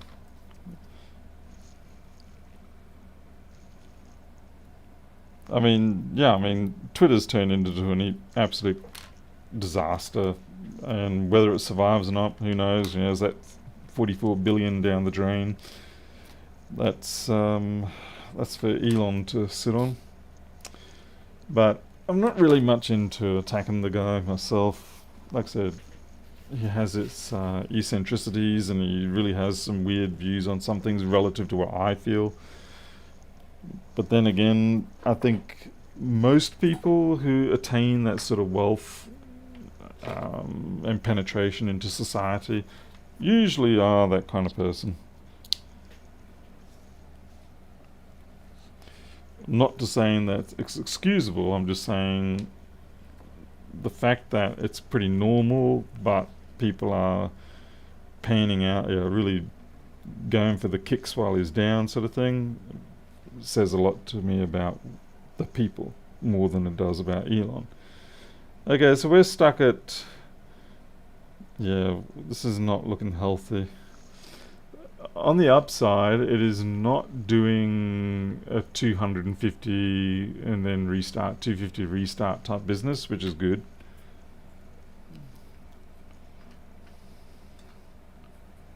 He is a bit more of a long-term thinker, He's more interested in his projects than he is in the quarter, the income, the business profits, which I think gets him into a fair bit of strife too. Okay, so the problem I have here is I don't know what else is being done to this machine. Is this in DFU mode? I don't know. Does it need the battery connected? I don't know.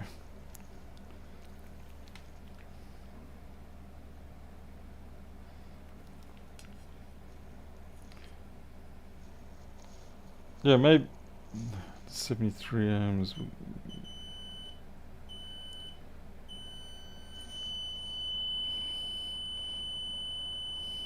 It's not as short. You notice the numbers come running up? There we go. There. Okay, so those numbers are good. Those numbers are good.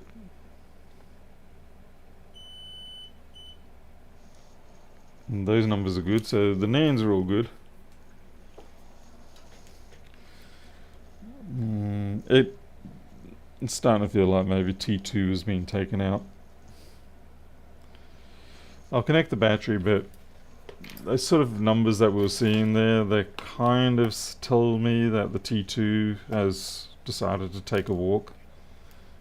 Could well be wrong. I hope I'm wrong. B-Blood, unfortunately, no. Since the 17.0... I can't remember which one. But basically 1708, I think maybe 1706 were the last ones that let you have an external display. By the way, this display, this is my known working chassis. I'm just putting the charger in to see what happens here. Okay, so we've got 20 volts switch, 5. Okay, so it is charging. So the T2 is somewhat alive.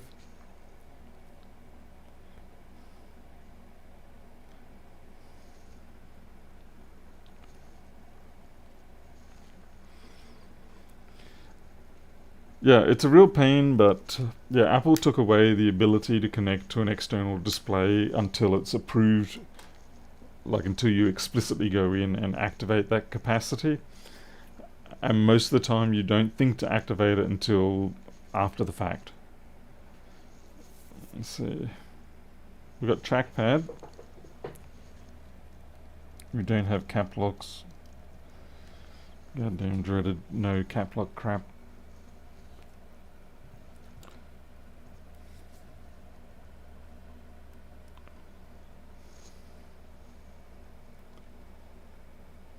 Good question about the HDMI port ones. I don't know, to be honest. That is a good question.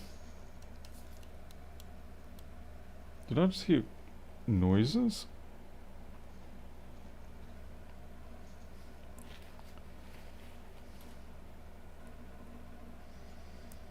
Even if backlight was not working for the actual output, it should still post higher currents than what we were seeing.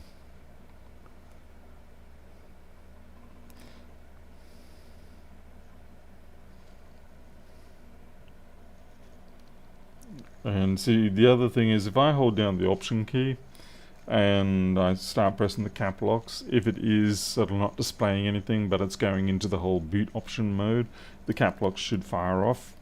Yeah, it's not doing that. So, but yeah, we are charging at least, so we have some signs of life, but we also don't. And I'm very much thinking it's not in DFU mode.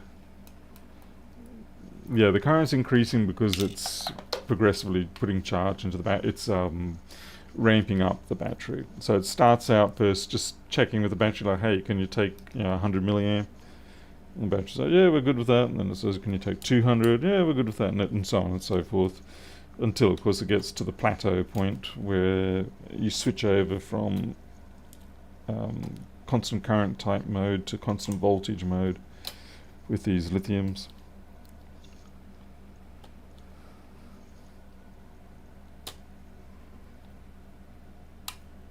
Like I said, my chassis this is a good chassis, so we're not in the damaged one. So if there is an issue, it's on the board itself.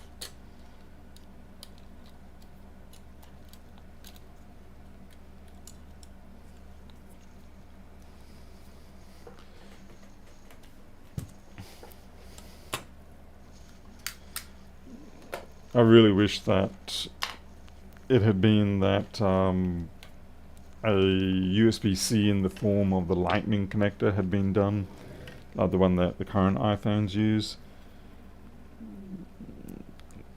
Like have all the lanes and everything like that we do have with USB-C, but physically in the form of the lightning connector.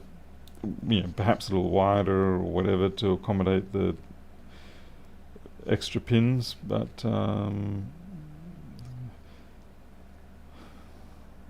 this one does have me wondering. Okay, so we're getting 20 volts, we're getting charge, so our ISL must be decent, the T2 must be partially alive.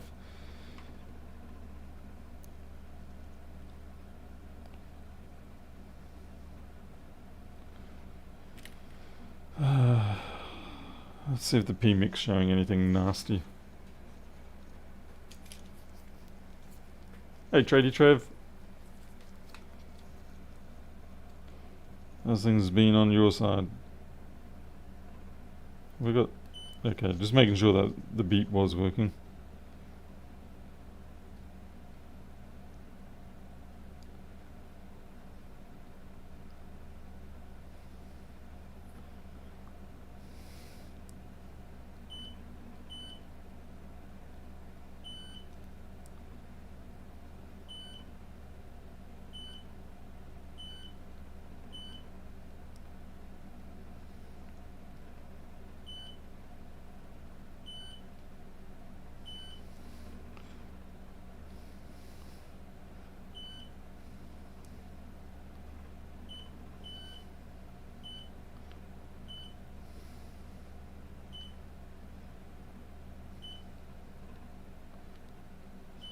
Well, we don't appear to have any shorts on the PMIC.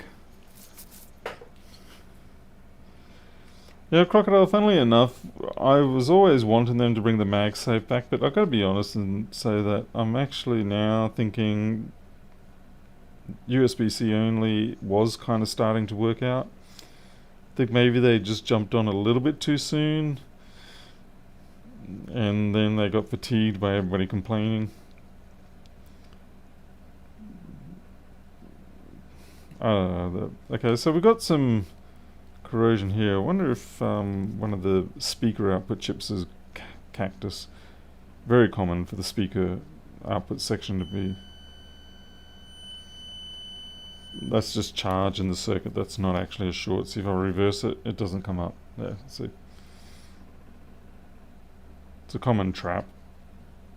You get people replacing so many things, and it's like, nope, that was just charge in the circuit.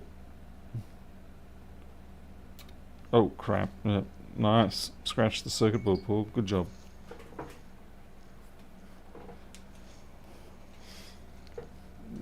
Domestic electronics are deadly fun. I found I've got a GPO, twin GPO panel that I didn't realise when I flicked it. It's got a big chunk missing out of the switch lever sort of thingy, and I was like, "Yep, that's totally safe." I'm only going to accidentally die when I wander around in the dark one night and flick that sucker, and it pops that little switch cap off, and my finger slides in, and what the hell was that noise?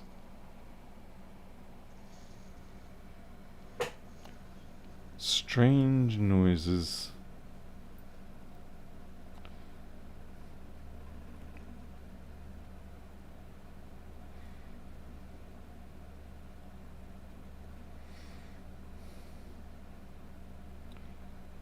Yeah, I really am not sure what I'm trying to chase down at this point.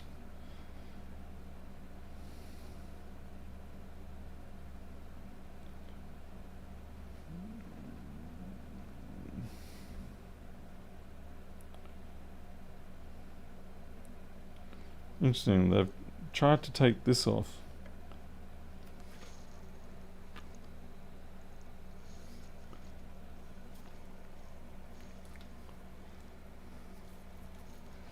There could be a haunted workshop. Certainly won't be the first time.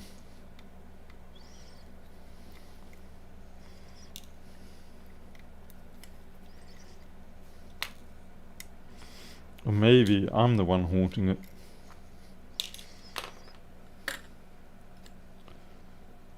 Okay, well, at least nothing looks damaged there.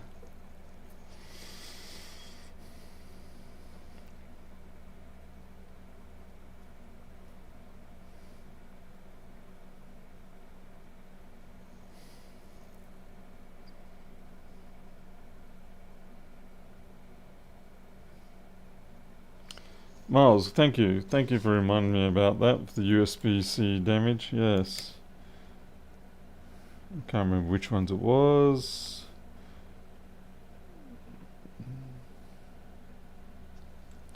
Like I said, I think they stopped short. They didn't go talking it down, so I think we're okay. Well, it does deprive me of a reason. But yeah, they've stopped short. It's not gouged out like you see on iPhone 6s. It always is an amazing thing to me to see just how much damage is done with long screw damage, and people don't seem to feel it. It's like, how do you not feel that? The layers coming apart and cutting through. It's like, how dead to sensing are your fingertips? Honestly, you're like better off replacing truck wheels or something. At least then, if you over tighten it, you just back it off quarter of a turn and then spot weld it. All good, no one will know.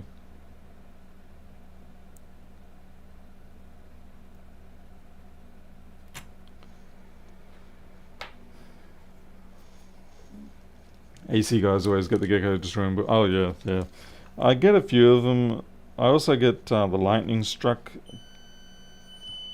controllers for split systems, and most of them are just like TVS explosions or PTC explosions.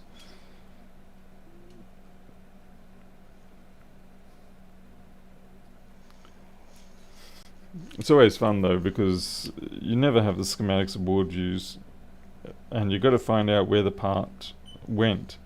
And most of the time, it's just like this smudge of carbon on the inside of the case plate, and you go, ah, that's where it was. And then you can see the two little pigtails still stuck in the circuit board, but nothing around them.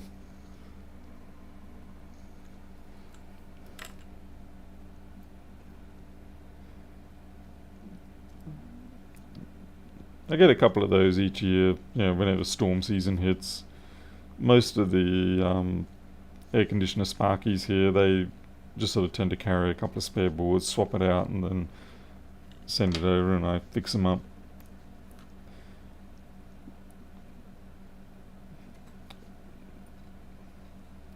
I don't think I've encountered one yet where it went beyond or did any extra damage to the board other than the actual protection circuitry itself. What is that? Bit of damage, or is that? It's deception. Yeah. I don't mind doing them, but I do get a little bit concerned at times. I'm thinking, hopefully I do my best to get all the right parts and everything, but I do worry about it sometimes.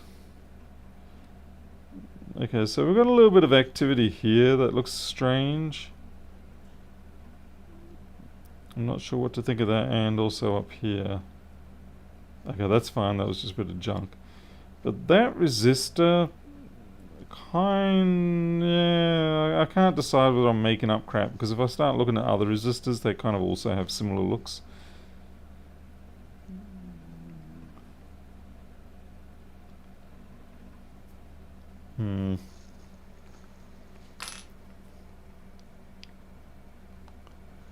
House fire from a gecko. Oh, that's pretty bad. I can imagine maybe that gecko had been there a while, and then perhaps a storm came along and rehydrated the gecko enough, I don't know, to create enough resistance there to get the heat going. 1.4.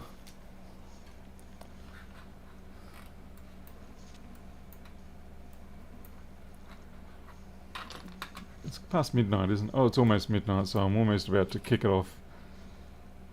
Let's see. Just trying to have a look for this cap. Oh, not cap, resistor. I'm pretty sure that's it there.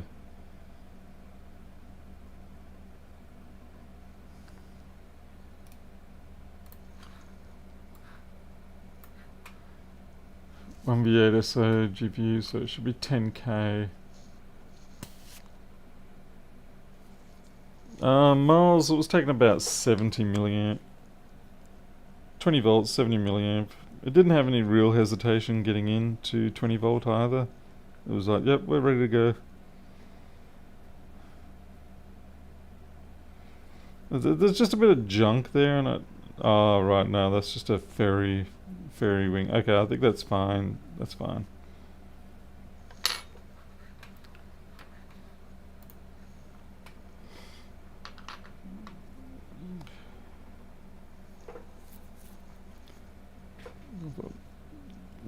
Yeah, measured 1.4K, but that's entirely okay.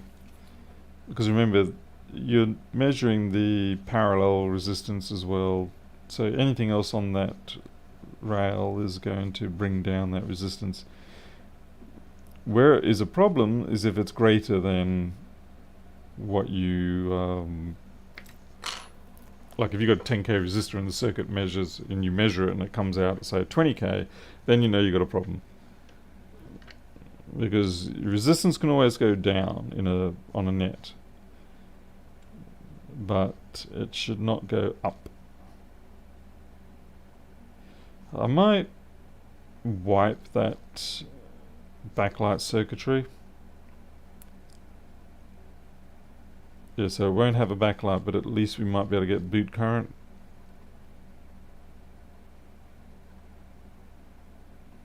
Or I could just replace it properly. There's that corrosion there, that's what I was looking at before when I was looking at that resistor.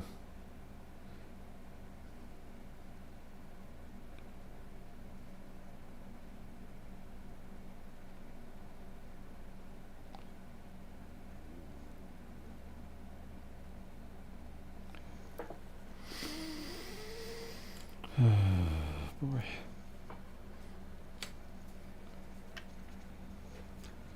Well, Miles, I can actually check on that website that they have, although it's not the Rossmann one. I'm trying to find it now. Laptop Apple Repair Wiki.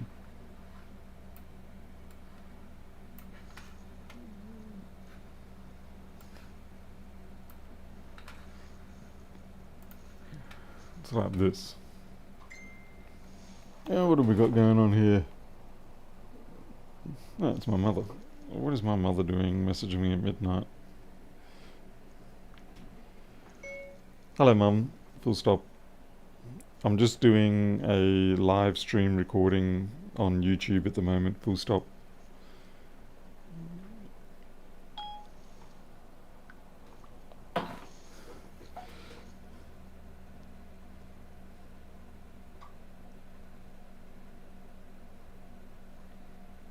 I guess I'm just not convinced that this backlight area really has anything to do with anything.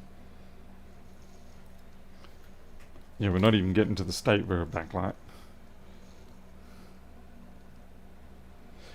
Yeah, well, when I checked the PMIC, it wasn't doing anything, showing anything nefarious either. Yeah, it's the A1990.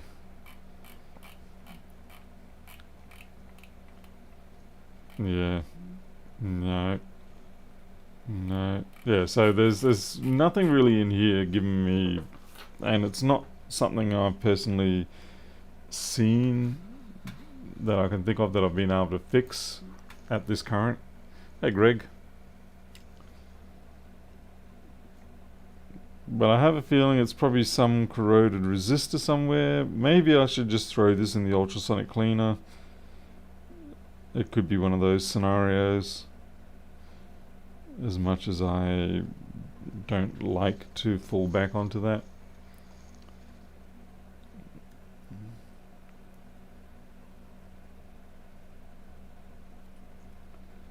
But given that it has been exposed to, is that a little bit of corrosion? No, it's just random. You get these little green flakes that appear randomly over the place, and they're either little pieces of plastic or something like that, but they're not actually corrosion.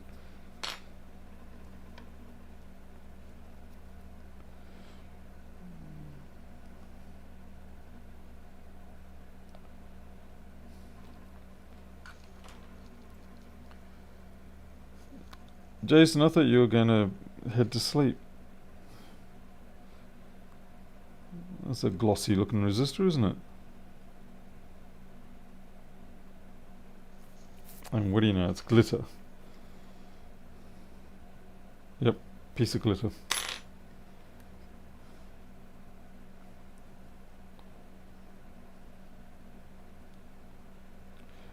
I think I am going to wrap this up. We've had a pretty good run tonight, but yeah, I'm going to wrap this up. We'll deal with it tomorrow. No, the backlights, nothing's confirmed working at this point. We haven't even got to the point where it even boots. We get 20 volts, but it doesn't do anything beyond that, so it's stuck in some kind of state. But yeah, midnight, so I'm out. I've got to go and actually have a life outside of the workshop. But we'll try again tomorrow. We've got plenty more machines to get fixed. We'll keep doing them till we've got them all done. I'm out of here. You always take care. I'll see you next time.